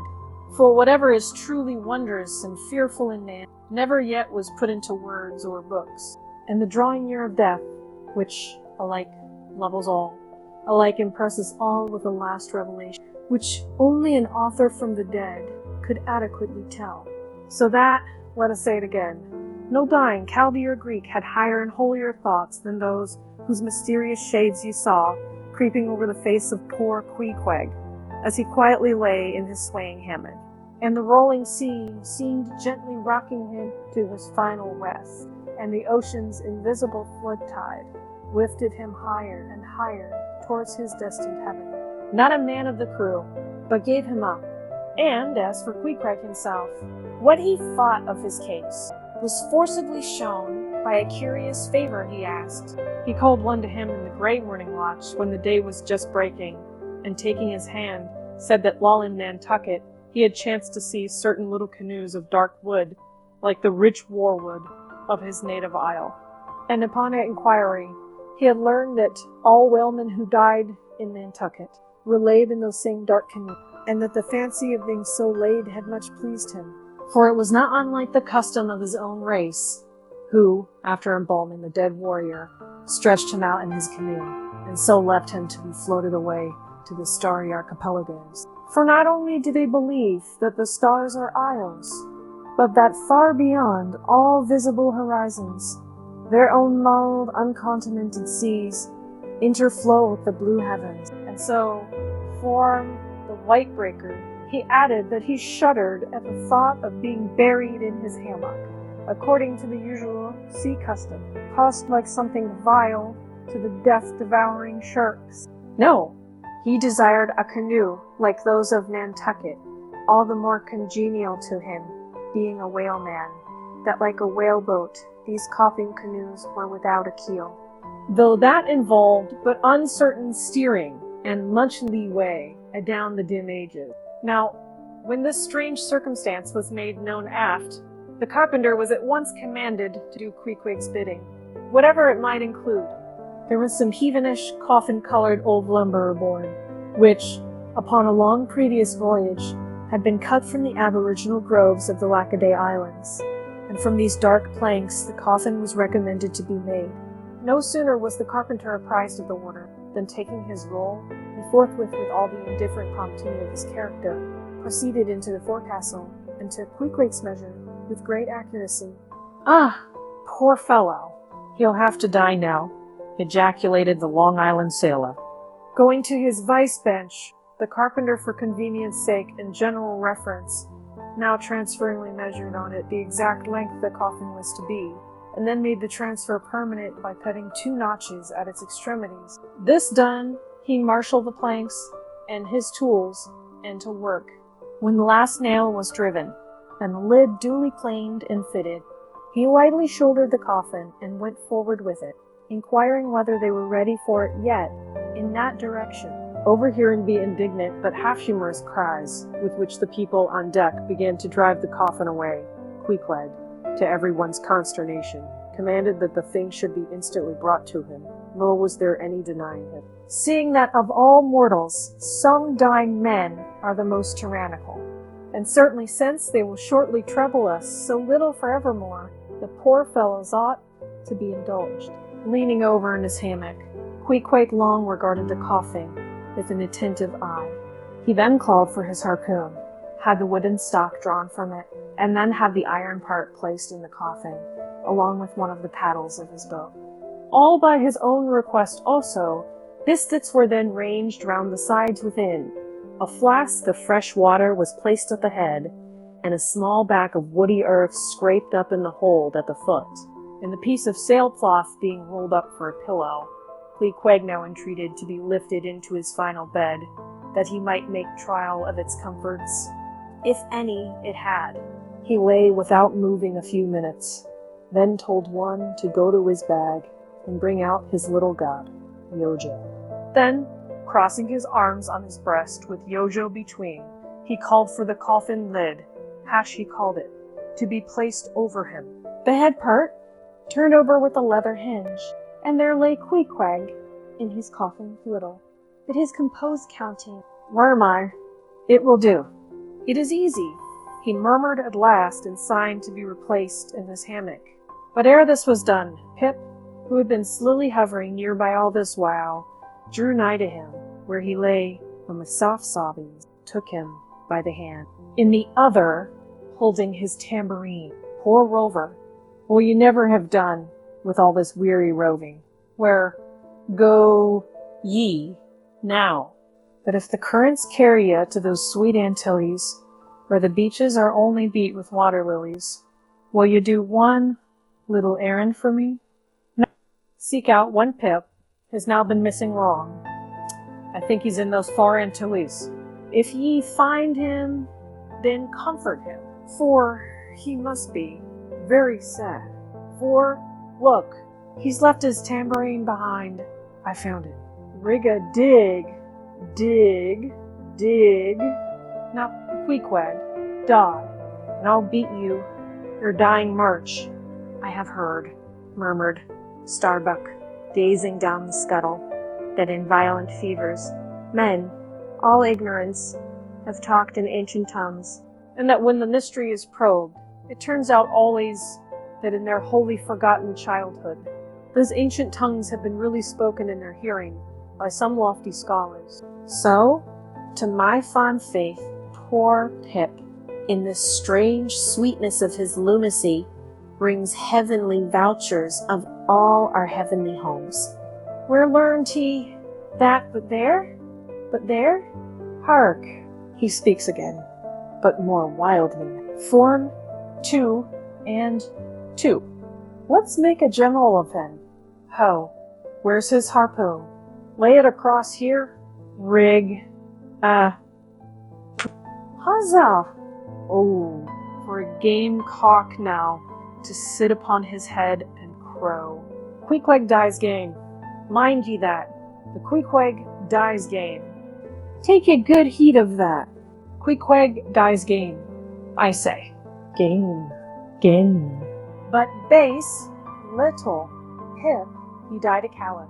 Died all a shiver, out upon Pip. Hark ye. If you find Pip, tell all the Antilles he's a runaway. A coward, a coward, a coward. Tell them he jumped from a whaleboat. I'd never beat my tambourine over base Pip, and hail him general.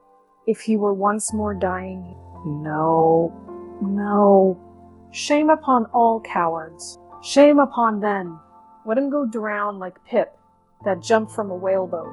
Shame, shame, shame! During all this, Queequeg lay with closed eyes, as if in a dream. Pip was led away, and the sick man was replaced in his hand. But now that he had apparently made every preparation for death, now that his coffin was proved a good fit, Queequeg suddenly rallied. Soon there seemed no need of the carpenter's box, and thereupon, when some expressed their delighted surprise, he in substance said that the cause of his sudden convalescence was this: at a critical moment he had just recalled a little, and therefore had changed his mind about dying. He could not die yet, he averred. They asked him then whether to live or die was a matter of his own sovereign will and pleasure. He answered, certainly. In a word, it was Queequeg's conceit that if a man made up his mind to live, mere sickness could not kill him, nothing but a whale or a gale or some violent, ungovernable, unintelligent destroyer of that sort. Now, there is this noteworthy difference between savage and civilized, that while a sick, civilized man may be 6 months convalescing, generally speaking, a sick savage is almost half well again in a day. So, in good time, my Queequeg, and at length after sitting on the windlass for a few indolent days, but eating with a vigorous appetite, he suddenly leaped to his feet, threw out his arms and legs, gave himself a good stretching, yawned a little bit, and then springing into the head of his hoisted boat and poising a harpoon, pronounced himself fit for a fight. With a wild whimsiness, he now used his coffin for a sea chest, and emptying into it his canvas bag of clothes, set them and ordered there. Many spare hours he spent in carving the lid with all manner of grotesque figures and drawings, and it seemed that hereby he was striving in his rude way to copy parts of the twisted tattooing on his body. And this tattooing had been the work of a departed prophet and seer of his island, who by those hieroglyphic marks had written out on his body a complete theory of the heavens and the earth, and a mystery. So that Queequeg in his own proper person was a riddle to unfold, a wondrous work in one volume, but whose mysteries not even himself could read, though his own live heart beat against them.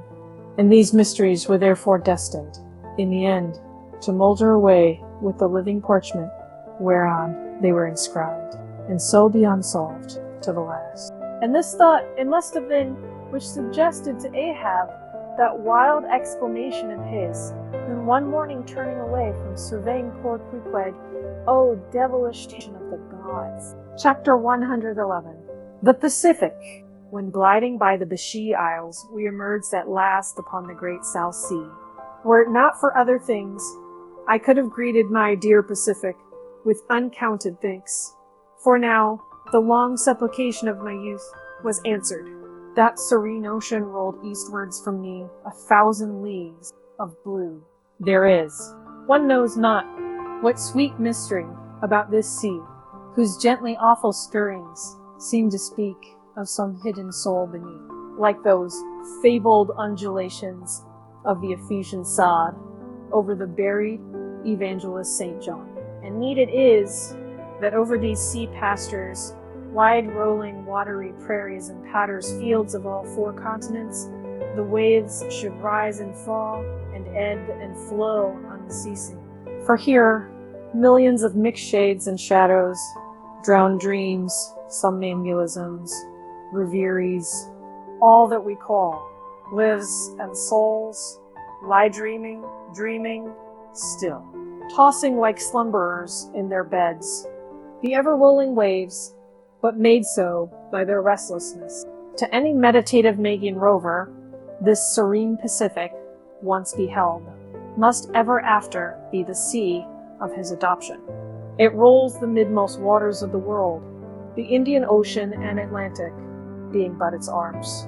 The same waves washed the moles of the new-built Californian towns but yesterday planted by the recentest race of men, and lave the faded but still gorgeous skirts of Asiatic lands, older than Abraham, while all between float milky ways of coral isles and low-lying, endless, unknown archipelagos and impenetrable Japans. Thus this mysterious, divine Pacific zones the world's whole bulk about, makes all coasts one bay to it, seems the tide-beating heart of earth, lifted by those eternal swells who needs must own the seductive god, bowing your head to. But few thoughts of Pam stirred Ahab's brain, as standing like an iron statue at his accustomed place beside the Mizzen ring, with one nostril he unthinkingly snuffed the sugary musk from the Bashee Isles, in whose sweet woods mild lovers must be walking, and with the other consciously inhaled the salt breath of the new-found sea, that sea in which the hated white whale must even then be swimming. Launched at length upon these almost final waters, in gliding towards the Japanese cruising ground, the old man's purpose intensified itself. His firm lips met like the lips of a bice. The delta of his forehead's veins swelled like overladen brooks. In his very sleep, his ringing cry ran through the vaulted hull, "Stern all!" The white whale spouts thick blood. Chapter 112. The blacksmith, availing himself of the mild, summer cool weather that now reigned in these latitudes, and in preparation the peculiarly active shortly to be in Perth, the begrimed, blistered old blacksmith had not removed his portable forge to the hold again, after concluding his contributory work for Ahab's leg, but still retained it on deck, fast lashed to ring bolts by the foremast, being now almost incessantly invoked by the headsmen and harpooneers and bowsmen to do some little job for them, altering or repairing or new shaping their various weapons and boat furniture. Often he would be surrounded by an eager circle, all waiting to be served, holding boat spades, pike heads, harpoons, and jealously watching his every city movement as he toiled. Nevertheless, this old man's was a patient hammer, wielded by a patient arm. No murmur, no impatience, no petulance did come from him. Silent, slow, and solemn. Bowing over still further his chronically broken back, he toiled away, as if toil were life itself, and the heavy beating of his hammer, the heavy beating of his heart. And so it was most miserable. A peculiar walk in this old man, a certain slight but painful appearing gnawing in his gait, had at an early period of the voyage excited the curiosity into the importunity of their persisted questionings. He had finally given in. And so it came to pass that everyone now knew the shameful story of his wretched fate. Belated and not innocently, one bitter winter's midnight on the road running between two country towns, the blacksmith half-stupidly felt the deadly numbness stealing over him and sought refuge in a dilapidated barn. Be as she was, the loss of the extremities of both feet. Out of this revelation, part by part, at last came out the 4 acts of the gladness, and the one long, and as yet uncatastrophed 5th act of the grief of his life's drama. He was an old man who, at the age of nearly 60, had postponedly encountered that thing, in sorrow's tacticals, called ruin. He had been an artisan of famed excellence, and with plenty to do, owned a house and garden, embraced a youthful, daughter-like, loving wife, and 3 blithe, ruddy children. Every Sunday went to a cheerful-looking church, planted in a grove. But one night, under cover of darkness, and further concealed in a most cunning disguisement, a desperate burglar slid into this happy home and robbed them of everything. And darker yet to tell, the blacksmith himself did ignorantly conduct this burglar into his family's heart. It was the bottle conjured upon the opening of that fatal cork. Forth flew the fiend and shriveled up his home.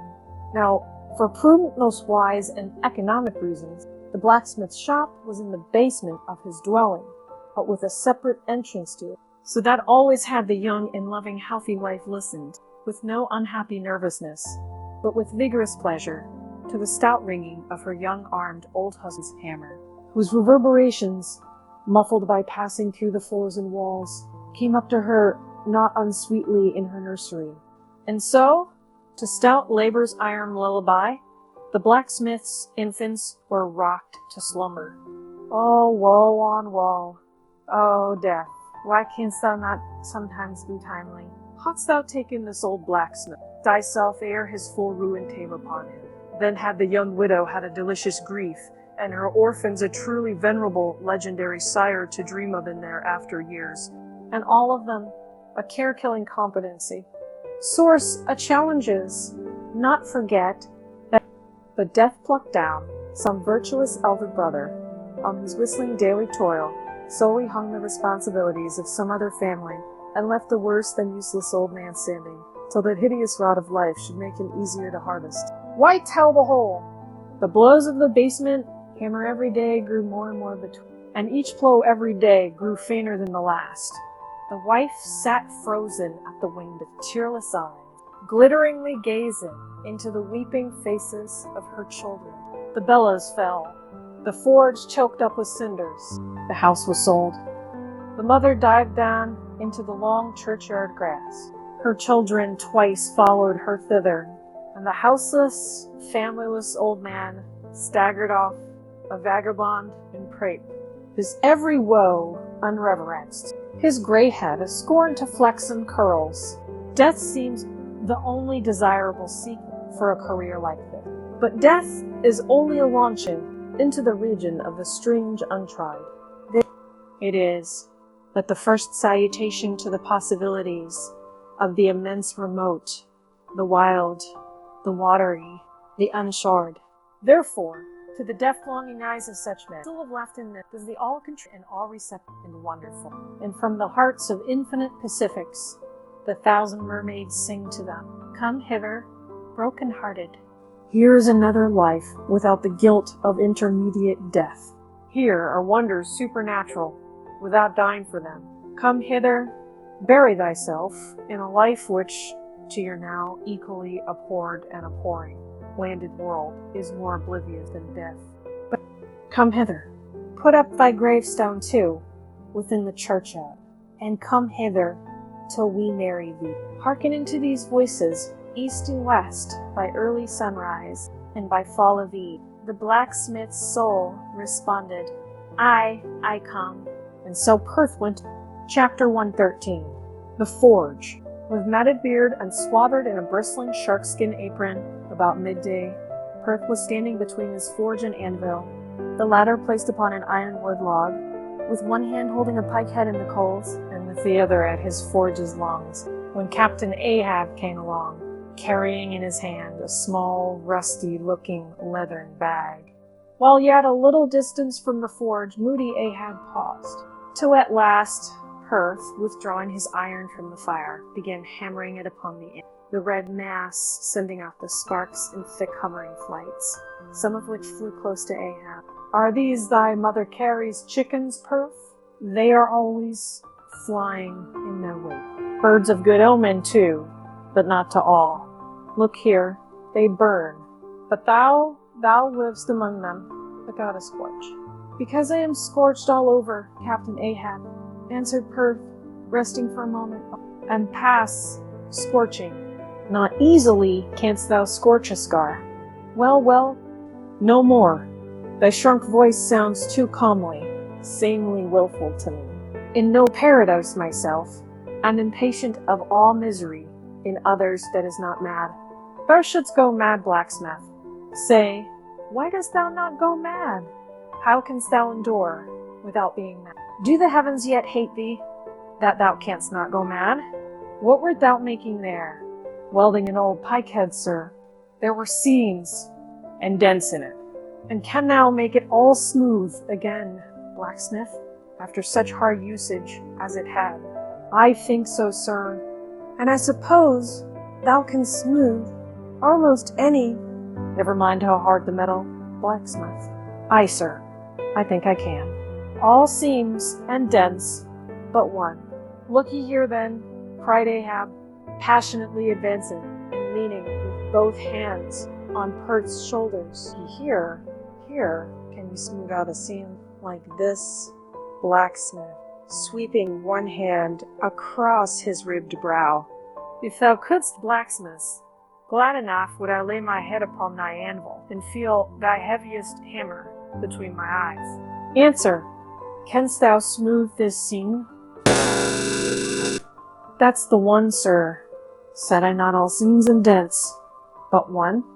And by planning it right down, my own black history's simple to those to around. But if it works in report, it's I, man.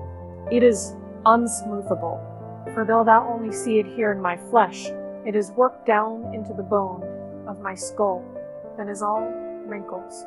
But away with child's play. No more gaffs and pikes today. Looky here, jingling the leathern bag as if it were full of gold coins. I too want a harpoon made, one that 1,000 yoke of feet could not part. Perth. Something that will stick in a whale like his own fin bone. There's the stuff, flinging the pouch upon the anvil. Look ye, blacksmith, these are the gathered nail stubs of the steel shoes of racing horses. Horseshoe stubs, sir. Why, Captain Ahab, thou hast here then the best and stubbornest stuff that we blacksmiths ever work. I know it, old man. These stubs will weld together like glue from the melted bones of murderers. Quick, forge me the harpoon. Forge me first 12 rods for its shank. Then wind and twist, and hammer these 12 together like the yarns and strands of a tow line. Quick, I'll blow the fire. When at last the 12 rods were made, Ahab tried them, one by spiraling them with his own hand round a long, heavy iron bolt. A flaw. Rejecting the last one, Work that over at Perth. Because this done, Perth was about to begin welding the 12 into one, when Ahab stayed his hand and said he would weld his own iron. As then, with regular gasping hands, he hammered on the anvil, Perth passing to him the glowing rods, one after the other, and the hard-pressed forge shooting up its intense straight flame. The Parsee passed silently, and bowing over his head towards the fire, seemed invoking some curse or some blessing on the toil. But as Ahab looked up, he slid aside. And what's that bunch of lucifers dodging about there for? Muttered Stubb, looking on from the forecastle. That Parsee smells fire like a fusee, and smells of it himself, like a hot musket's powder pan. At last, the shank and one complete rod received its final heat, and as Perth, to temper it, plunged it all hissing into the cask of water nearby, the scalding steam shot up into Ahab's thin face. Would thou brand, Perth, wincing for a moment with the pain. What have I been, but forging my own branding iron? Then, pray God, not that. Yet I fear something, Captain Ahab. Is not this harpoon for the white whale, for the white fiend, but now for the barbs? Thou must make them thyself, man. Here are my razors, the best of steel. Here, and make the barbs sharp as the needle sleek of the icy sea. For a moment, the old blacksmith eyed the razors as though he would fain not use them. Take them, man. I have no need for them. For I now neither shave, sup, nor pray till, but here to work. Fashioned at last into an arrowly shape, and welded by Perth to the shank, the steel soon pointed the end of the iron.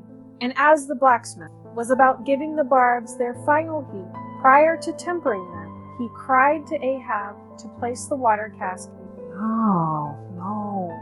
No water for that. I want it of the true death temper. Ahoy there, Tashtego, Pequod, Bagu. What say ye, pagans? Will ye give me as much blood as will cover this barb? Holding it high up, a cluster of dark nods replied, yes. 3 punctures were made in the heathen flesh, and the white whale's barbs were then tempered. Ego non baptizo te in nomine Patris, sed in nomine Diaboli. Deliriously howled Ahab, as the malignant iron scorchingly devoured the baptismal blood. Now, mustering the spare poles from below, and selecting one of hickory, with the bark still investing it, Ahab fitted the end to the socket of the iron. A coil of new tow line was then unwound, and some fathoms of it taken to the windlass, and stretched to a great tension, pressing his foot upon it, till the rope hummed like a harp string. Then eagerly bending over it, and seeing no stranding, Ahab exclaimed, Good! And now, for the seasons. At one extremity, the rope was unstranded, and the separate spread yarns were all braided and woven round the socket of the harpoon. The pole was then driven hard up into the socket from the lower end. The rope was traced halfway along the pole's length, and firmly secured so, with inner twistings of twine. This done, pole, iron, and rope, like the 3 fates, remained inseparable, and Ahab moodily stalked away with the weapon. The sound of his ivory leg, and the sound of the hickory pole, both hollowly ringing along every plank. But ere he entered his cabin, light, unnatural, half bantering, yet most piteous sound was heard. Oh, Pip! Thy wretched laugh, thy idle, but unresting eye, all thy strange mummeries not unmeaningly blended with the black tragedy of the melancholy ship, and mocked it. Chapter 114. The Gilder. Penetrating further and further into the heart of the Japanese cruising ground, the Pequod was soon all astir. Often in mild, pleasant weather for 12, 15, 18, and 20 hours on the stretch, they were engaged in the boat steadily pulling or sailing or paddling after the whales, or for an interlude of 60 or 70 minutes calmly awaiting their uprising, though with but small success for their pains, at such times under an abated sun. afloat all day upon smooth, slow, heaving swells, seated in his boat, light as a birch canoe, and so sociably mixing with the soft waves themselves, that like hearthstone cats, they purr against the gunwale. These are the times of dreamy quietude, when beholding the tranquil beauty and brilliancy of the ocean's skin, one forgets the tiger heart that pants beneath it, and would not willingly remember that this velvet paw but conceals a remorseless fang. These are the times when, in his whaleboat, the rover softly feels a certain filial, confident, land-like feeling towards the sea. Then he regards it as so much a flowery earth, and the distant ship, revealing only the tops of her masts, seems struggling forward, not through high rolling waves, but through the tall grass of a rolling prairie, as when the western emigrants' horses, the long-drawn virgin vales, the mild blue hillsides, and as over these there steals the hush, the hum. You almost swear that play-wearied children lie sleeping in these solitudes in some glad Maytime, and the flowers of the woods are plucked.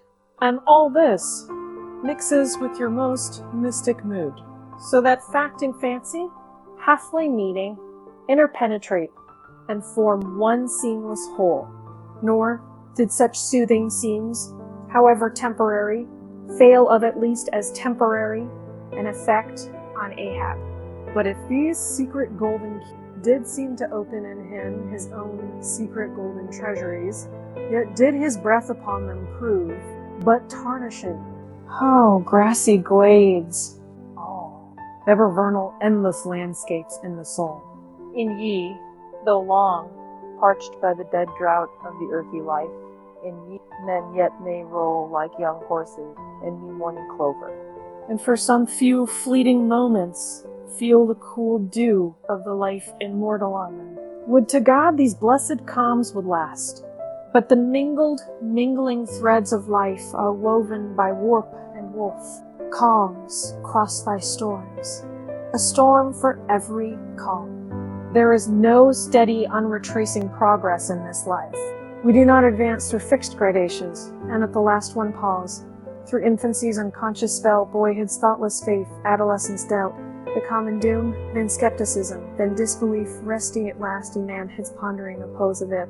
But once gone through, we trace the round again, and are infants, boys, and men, and ifs eternally. Where lies the final harbor, whence we unmoor no more? In what rapt ether sails the world of which the weariest will never weary? Where is the foundling's father heading? Our souls are like those orphans whose unwedded mothers die in bearing them. The secret of our paternity lies in their grave, and we must there to learn it. And that same day, too, gazing far down from his boat's side into that same golden sea, Starbuck lowly murmured, loveliness unfathomable as ever lover saw at his young bride's eye. Tell me not of thy teeth-tiered sharks and thy kidnapping cannibal ways. Let faith oust fact. Let fancy oust memory. I look deep down and do believe. And Stubb, fish-like, with sparkling scales, leaped up in that same golden light. I and Stubb has his history. But here Stubb takes oath that he has always been jolly. Chapter 115. The Pequod meets the Bachelor, and jolly enough were the sights and the sounds that came bearing down before the wind some few weeks after Ahab's harpoon had been welded. It was a Nantucket ship, the Bachelor, which had just wedged in her last cask of oil and bolted down her bursting hatches. And now, in glad holiday apparel, was joyously, though somewhat vaingloriously, sailing round among the widely separated ships on the ground, previous to pointing her prow for home. The 3 men at her masthead wore long streamers of narrow red bunting at their hats. From the stern, a whaleboat was suspended, bottom down, and hanging captive from the bowsprit was seen the long lower jaw of the last whale they had slain. Signals, ensigns, and jacks of all colors were flying from her rigging on every side. Sideways lashed in each of her 3 basketed tops were 2 barrels of sperm, above which, in her topmast crosstree, he saw slender breaker being precious. And nailed to her main truck was a brazen lamp. As was afterwards learned, the bachelor had met with the most surprising success. All the more wonderful, for that while cruising in the same seas, numerous other vessels had gone entire months without securing a single fish. Not only had barrels of beef and bread been given away to make room for the far more valuable sperm, but additional supplemental casks had been bartered for from the ships she had met, and these were stowed along the deck and in the captain's and officer's stateroom.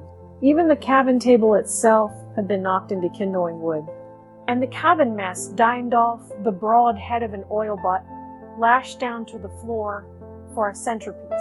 In the forecastle, the sailors had actually caulked and pitched their chests and filled them. It was humorously added that the cook had clapped a head on his largest boiler and filled it, but the steward had plugged his spare coffee pot and filled it, that the harpooneers had headed the sockets of their irons and filled them, that indeed everything was filled with sperm, except the captain's pantaloons pockets, and those he reserved to thrust his hands into, in self-complacent testimony of his entire.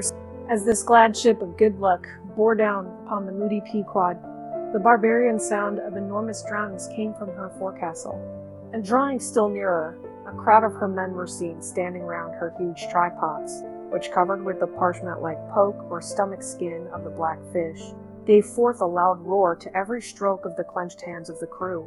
On the quarter-deck, the mates and harpooneers were dancing with the olive-hued girls who had eloped with them from the Polynesian, while suspended in an ornamented boat, firmly secured aloft between the foremast and mainmast, 3 Long Island Negroes, with glittering fiddle bows of whale ivory, were presiding over the hilarious jig. Meanwhile, others of the ship's company were tumultuously busy at the masonry of the try-work, from which the huge pots had been removed. You would have almost thought they were pulling down the cursed Bastille. Such wild cries they raised as the now useless brick and mortar were being hurled into the sea. Lord and master over all this scene, the captain stood erect on the ship's elevated quarter-deck, so that the whole rejoicing drama was full before him, and seemed merely contrived for his own individual. And Ahab, he too, was standing on his quarter-deck, shaggy and black, with a stubborn gloom. And as the 2 ships crossed each other's way, one all jubilations for things past, the other all forebodings as to things to come, the 2 captains in themselves impersonated the whole striking contrast of the sea. "Come aboard! Come aboard!"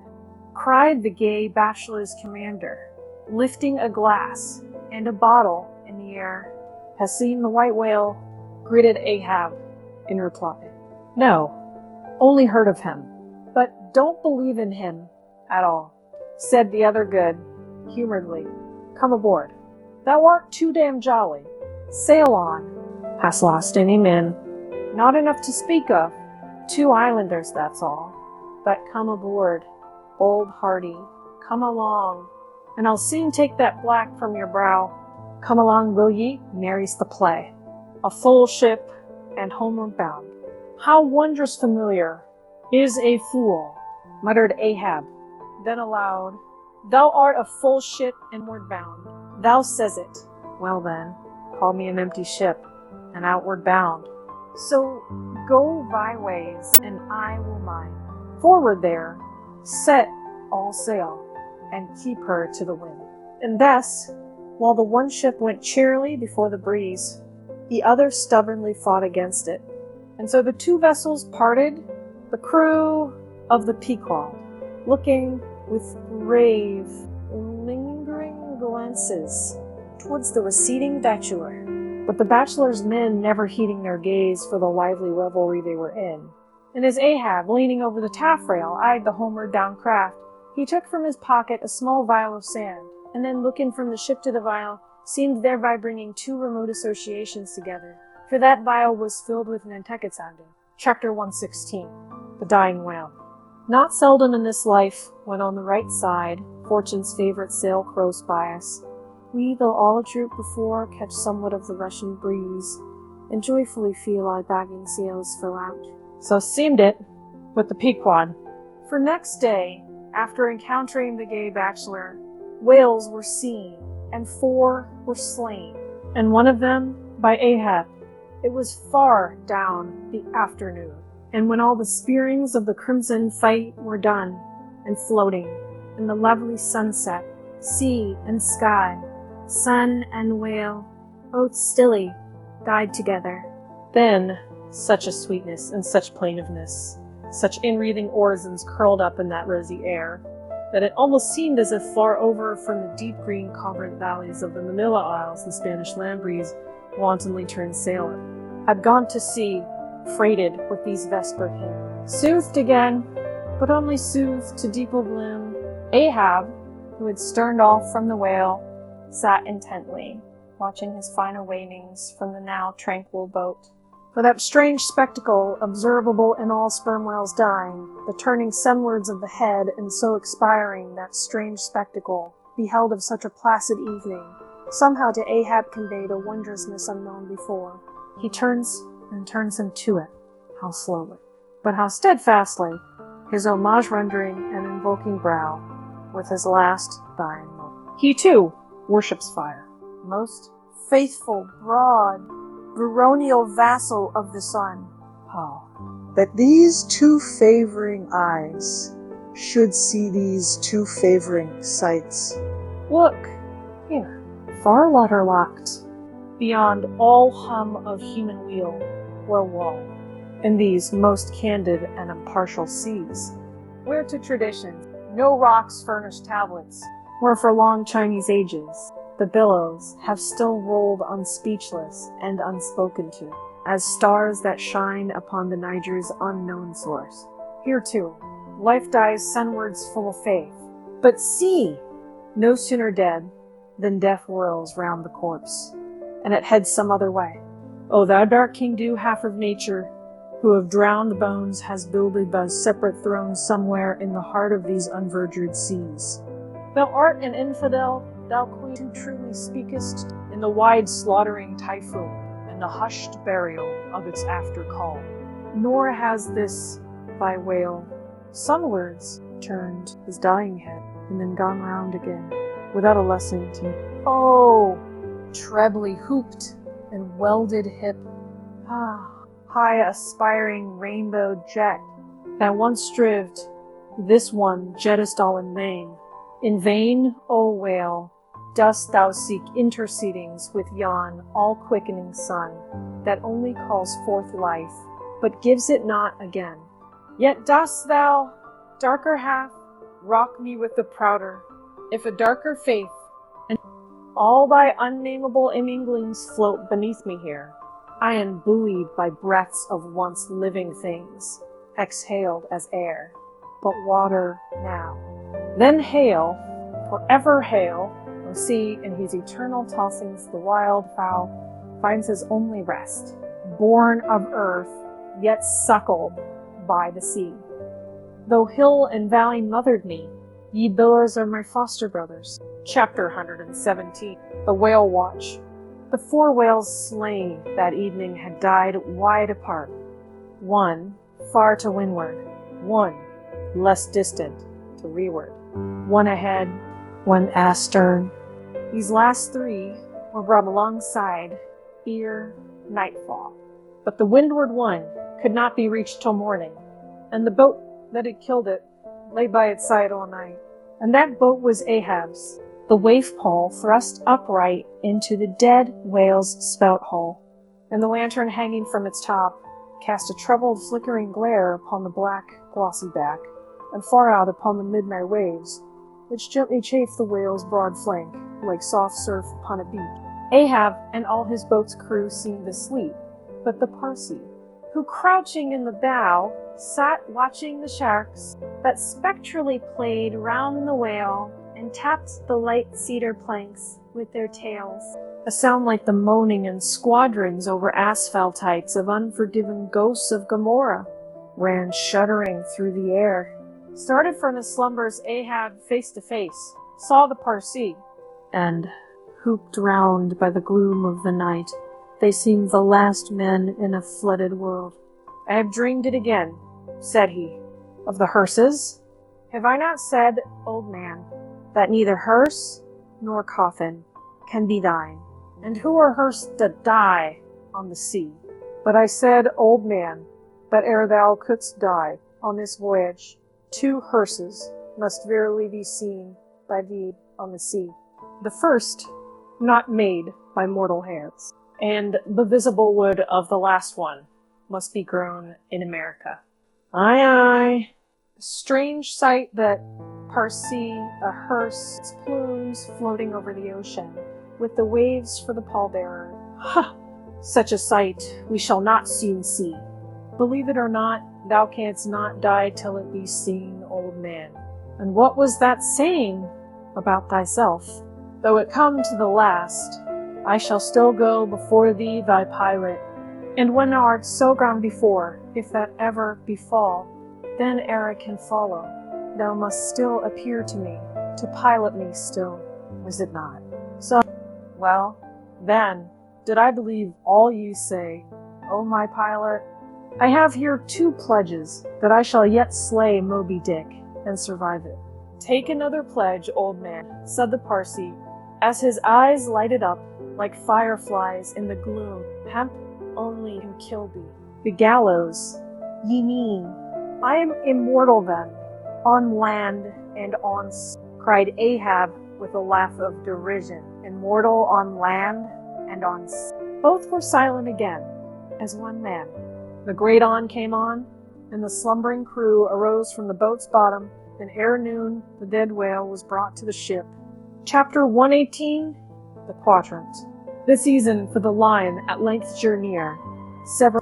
And every day when Ahab, coming from his cabin, cast his eyes aloft, the vigilant helmsman would ostentatiously handle his spokes, and the eager mariners quickly run to the braces, and would stand there with all their eyes centrally fixed on the nail of the boom, impatient for the order to point the ship's prow for the equator. In good time, the order came.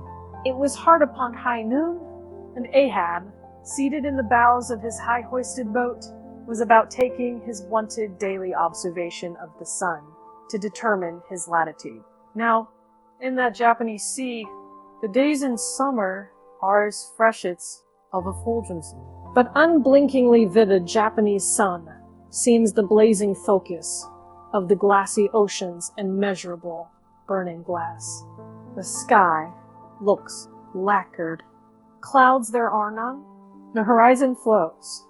And this nakedness of unrelieved radiance is as the insufferable splendors of God's throne. Well, that Ahab's quadrant was furnished with colored glasses, through which to take sight of that solar fire. So, swinging his seated form to the roll of the ship, and with his astrological-looking instrument placed to his eye, he remained in that posture for some moments to catch the precise instant when the sun should gain its precise meridian. Meantime, while his whole attention was absorbed, the Parsi was kneeling beneath him on the ship's deck, and with face thrown up like Ahab's, was eyeing the same sun with him. Only the lids of his eyes half hooded their orbs, and his wild face was subdued to an earthly passionlessness. At length, the desired observation was taken, and with his pencil upon his ivory lead, Ahab soon calculated what his latitude must be at that precise instant. Then falling into a moment's reverie, he again looked up towards the sun, and murmured to himself, "Thou sea mark, thou high, and mighty pilot, thou telt me truly where I am, but canst thou cast the least hate where I shall be? Or canst thou tell where some other thing besides me is this moment living? Where is Moby Dick? This instant thou must be eyeing him. These eyes of mine look into the very eye that is even now beholding him. Aye, and into the eye that is even now equally beholding the objects on the unknown. Thither side of thee, thou sun, Then, gazing at his quadrant and handling one after the other its numerous cabalistical contrivances, he pondered again and muttered, "Foolish toy, babies, plaything of haughty admirals and commodores and captains. The world brags of thee, of thy cunning and might. But what after all canst thou do, but tell the poor, pitiful point, where thou thyself happenest to be on this wide planet, and the hand that holds thee? No, not one jot more. Thou canst not tell where one drop of water, or one grain of sand, will be tomorrow noon, and yet with thy impotence thou insultest the sun.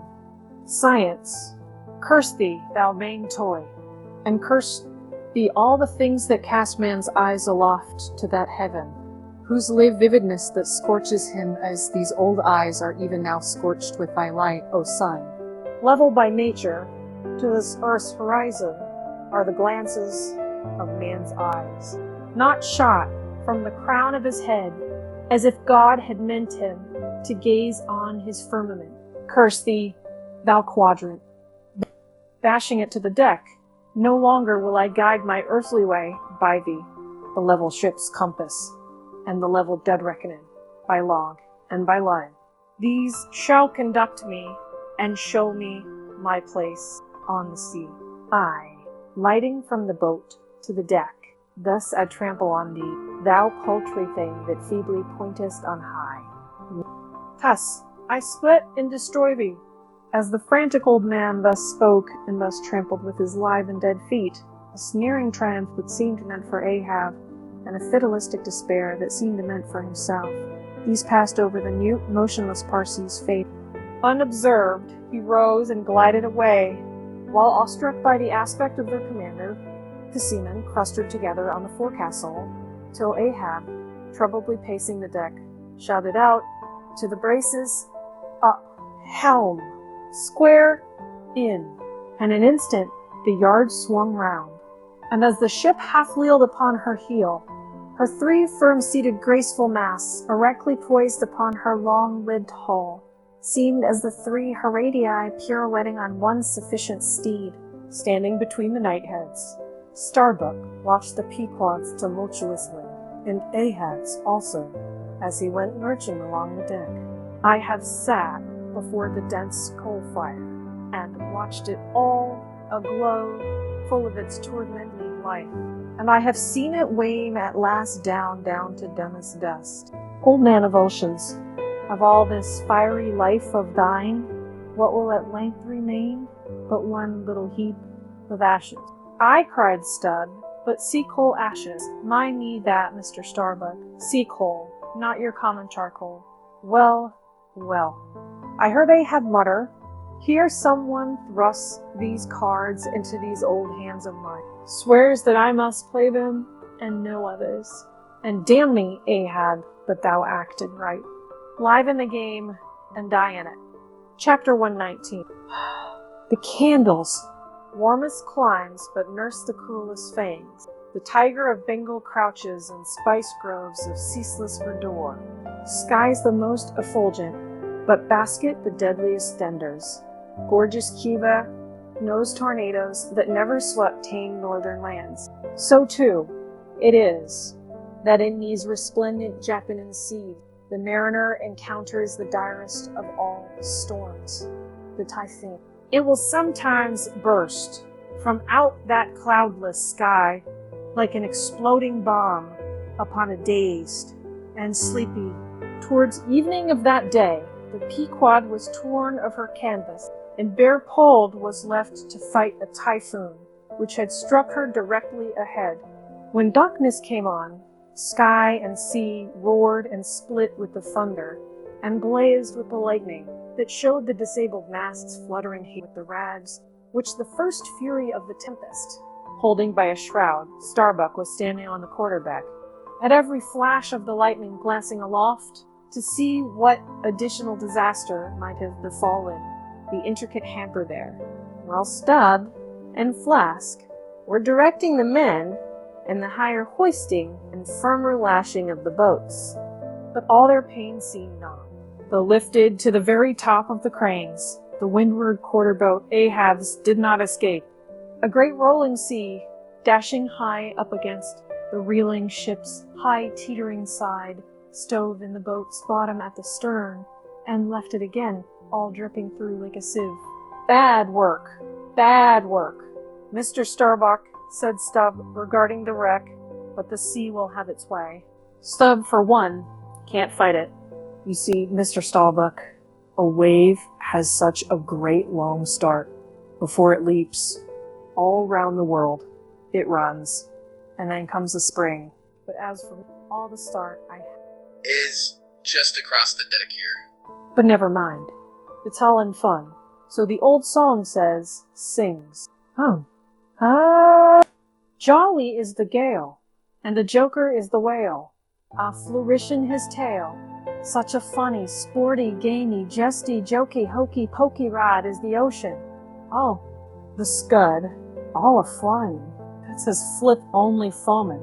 When he stirs in the spicin', such a funny, sporty, gamey, jesty, jokey, hokey-pokey lad is the ocean. Oh! Thunder splits the ships, but he only smacks his lips, the tastin' of this flip. Such a funny, sporty, gamey, jesty, jokey, pokey-pokey lad is the ocean. Avast Stubb, cried Starbuck, let the typhoon sing, and strike his harp here in our rigging. But if thou art a brave man, thou wilt hold thy peace. But I am not a brave man. Never said there was a brave man. I'm a coward. And I sing to keep up my spirits. And I tell you what it is, Mr. Starbuck, there's no way to stop my singing in this world, but to cut my throat. And when that's done, 10 to 1, I sing ye the doxology for a wine. Madman, look through my eyes if thou hast none of thine own. What? How can you see better of a dark night than anybody else? Never mind how foolish. Here, cried Starbuck, seizing Stubb by the shoulder and pointing his hand towards the weather bow. Markest thou not that the gale comes from the eastward? The very course Ahab is to run for Moby Dick. A very course he swung to this day. Noon. Now mark his boat there. Where is that stove? In the stern sheets. Man, where he is wont to stand, his standpoint as stove man. Now, jump overboard, and sim away, if thou must. I don't half understanding what's in the wind. Yes, round the Cape of Good Hope is the shortest way to Nantucket, soliloquized Starbuck suddenly, heedless of Stubb's question. The gale that now hammers at us to save us, we can turn it into a fair wind that will drive us towards home. Yonder, to windward, all is blackness of doom, but to leeward, homeward, I see it lightens up there, but not with the lightning. At that moment, in one of the intervals of profound darkness, following the flashes, a voice was heard at his side, and almost at the same instant, a volley of thunder peals rolled overhead. Who's there? Old Thunder, said Ahab, groping his way along the bulwarks to his pivot hole, but suddenly finding his path made plain to him by elbowed lines of fire. Now, as the lightning rod to aspire on shore isn't to carry off the perilous fluid into the soil, so the kindred rod, which at sea some ships carry to each mast, is intended to conduct it into the water. But as this conductor must descend to considerable depth, that its end may avoid all contact with the hull, and is moreover, if kept constantly towing there, it would be liable to many mishaps, besides interfering not a little with some of the rigging, and more or less impeding the vessel's way in the water.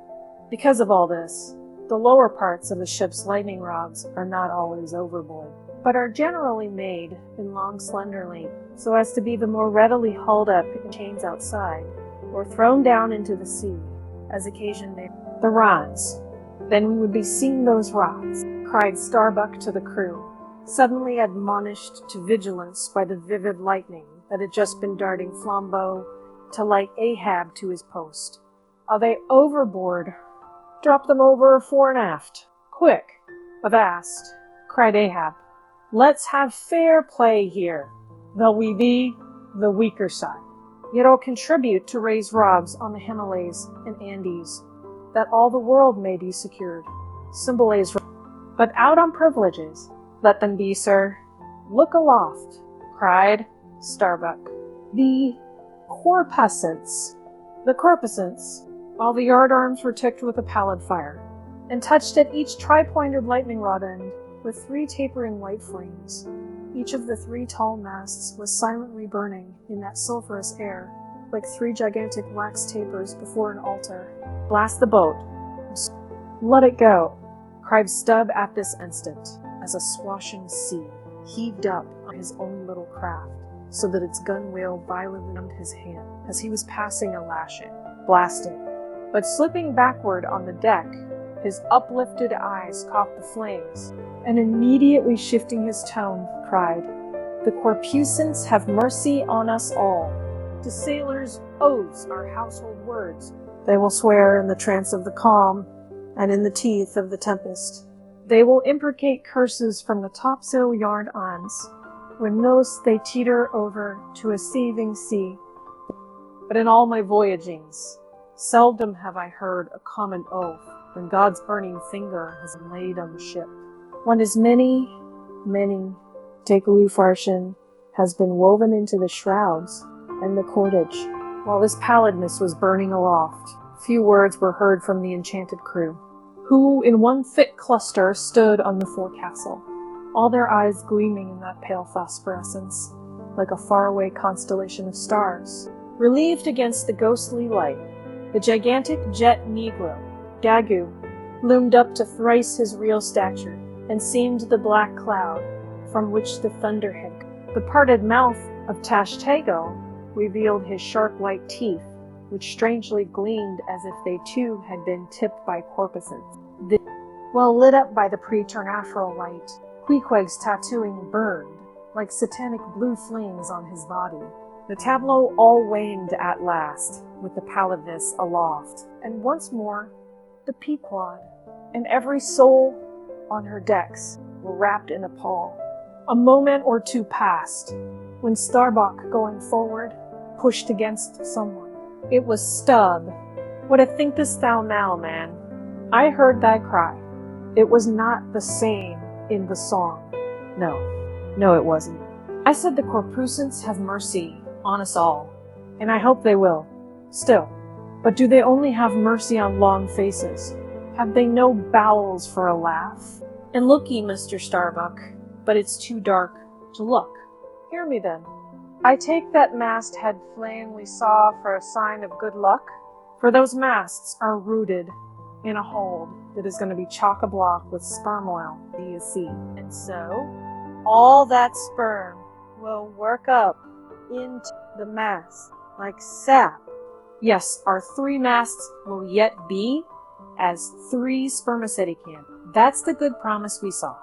At that moment, Starbuck caught sight of Stubb's face, slowly beginning to glimmer into sight. Glancing upwards, he cried, "See, see." And once more the high tapering flames were beheld with what seemed redoubled supernaturalness in their pallor. "The corpusants have mercy on us all," cried Stubb again. At the base of the mainmast, full beneath the doubloon and the flame, the Parsee was kneeling in Ahab's front, but with his head bowed away from him, while nearby, from the arched and overhanging rigging, where they had just been engaged securing the spar, a number of the seamen, arrested by the glare, now cohered together and hung like a knot of numbed wasps from a drooping orchard twig, in various enchanted attitudes, like the standing or stepping or running skeletons in Herculaneum. Others remained rooted to the deck, but all their eyes upcast. Aye, men," cried Ahab. "Look up at it. Mark it well. The white flame but lights the way to the white whale. Hand me those mainmast links there, and I would feel this pulse, and let mine beat against it. Blood against fire, born. So, Then turning, the last link held fast in his left hand, he put his foot upon the Parsi, and with fixed upward eye and high-flung right arm, he stood erect before the lofty tri-pointed trinity of flames. Oh, thou clear spirit of clear fire, whom on these seas I as Persian once did worship, till in the sacramental act so burned by thee, that to this hour I bear the scar. I now know thou clear spirit, and I now know that thy right worship is defiance. To neither love nor reverence wilt thou be kind, and e'en for hate thou canst but kill. And all are killed. No fearless fool now fronts thee. I own thy speechless, placeless power, but to the last gasp of my earthquake life will dispute its unconditional, unintegral mastery in me. In the midst of the personified impersonal, the personality stands here. Though but a point at best, when cesso ere I came, wheresoe'er I go, yet while I earthly live, the queenly personality lives in me, and feels her royal rights. But war is pain, and hate is woe. Come in thy lowest form of love, and I will kneel and kiss thee. But at thy highest, come as mere, supernal power. And now launchest navies of full-freighted worlds. There's that in here that still remains indifferent. Oh, thou clear spirit, of thy fire thou madest me, and like a true child of fire, I breathe it back to thee. Sudden, repeated flashes of lightning. The 9 flames leap lengthwise to thrice their previous height. Theon, with the rest, closes his eyes, his right hand pressed hard upon them. I own thy speechless, placeless power. Said I not so? Nor was it wrung from me. Nor do I now drop these links. Thou canst blind, but I can then grope. Thou canst consume, but I can then the ashes. Take the homage of these poor eyes and shutter hands. I would not take it. The lightning flashes through my skull. Mine eyeballs ache and ache. My whole beaten brain seems as beheaded and rolling on some stunning ground. Oh, yet blindfold, yet will I talk to thee. Light will thou be. Thou leapest out of darkness, but I am darkness leaping out of light, leaping out of thee. The javelins cease. Open eyes. See or not? There burn the flames. Oh, thou magnanimous. Now I do glory in my genealogy, that thou art but my fiery father. My sweet mother, I know not. Oh, cruel, what hast thou done with her? There lies my puzzle, but thine is greater. Thou knowest not how came, hence callest thyself unbegotten. Certainly knowest not thy beginning, hence callest thyself unbegun. I know that of me, which thou knowest not of thyself, O thou omnipotent. There is some unsuffusing thing beyond thee, thou clear spirit, to whom all thy eternity is the time, all thy creativeness mechanical. Through thee, thy flaming self, my scorched eyes do dimly see it. O thou fondling fire, thou hermit immemorial, thou too hast thy incommunicable riddle, thy unparticipated grief. Here again with haughty agony I read my sire, not leap up and lick the sky. And I weep with thee, I burn with thee, would fain be welded with thee. Defyingly, I worship thee. The boat, cried Starbuck. Look at thy boat, old man. Ahab's harpoon, the one forged at Perth's spire, remained firmly lashed in its conspicuous crotch, so that it projected beyond his whaleboat's bow. But the sea that had stove its bottom had caused the loose leather sheath to drop off, and from the keen steel barb there now came a leveled flame of pale, forked fire. As the silent harpoon burned there like a serpent's tongue, Starbuck grasped Ahab by the arm. God is against the old man. Forbear. 'Tis an ill voyage, ill begun, ill continued. Let me square the yards while we may, old man, and make a fair wind of it homewards, to go on a better voyage than this. Overhearing Starbuck, the panic-stricken crew instantly ran to the braces, though not a sail was left aloft. For the moment, all the Agadsmate spots seemed theirs. They raised a half-mutinous cry, but dashing the rattling lightning links to the deck and snatching the burning harpoon, Ahab waved it like a torch among them, swearing to transfix with it the first sailor that cast created loose a rope and end. Petrified by his aspect, and still more shrinking from the fiery dart that he held, the men fell back in dismay, and Ahab again spoke.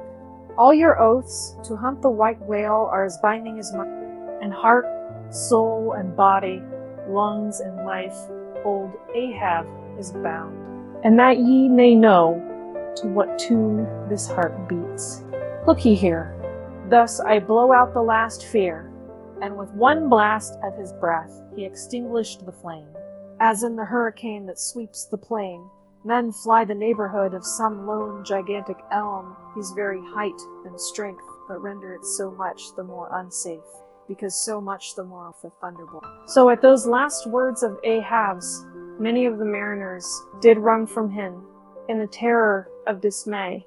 Chapter 120. The deck towards the end of the first night watch. Ahab standing by the helm. Starbuck approaching him. We must send down the main topsail yard, sir. The band is working loose, and the lee lift is half stranded. Shall I strike it, sir? Strike nothing. Lush it. If I had skysail poles, I'd sway them up now. Sir, in God's name.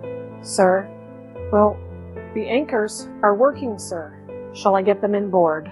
Strike nothing, and stir nothing, but lash everything. The wind rises, but it has not got up to my table, Ramsay. Quick, and see to it. Bind mast and keels. He takes me for the hunchback skipper of some coasting smack. Send down my main topsail yard. Ho! Glue pots. Loftiest trucks were made for wildest winds, and this brain truck of mine now sails amid the cloud scud. What? Shall I strike that? Oh, none but cowards send down their brain trucks in tempest time. What a horoshalloft there. I would eat and take it for sublime. Did I not know that the colic is a noisy malady?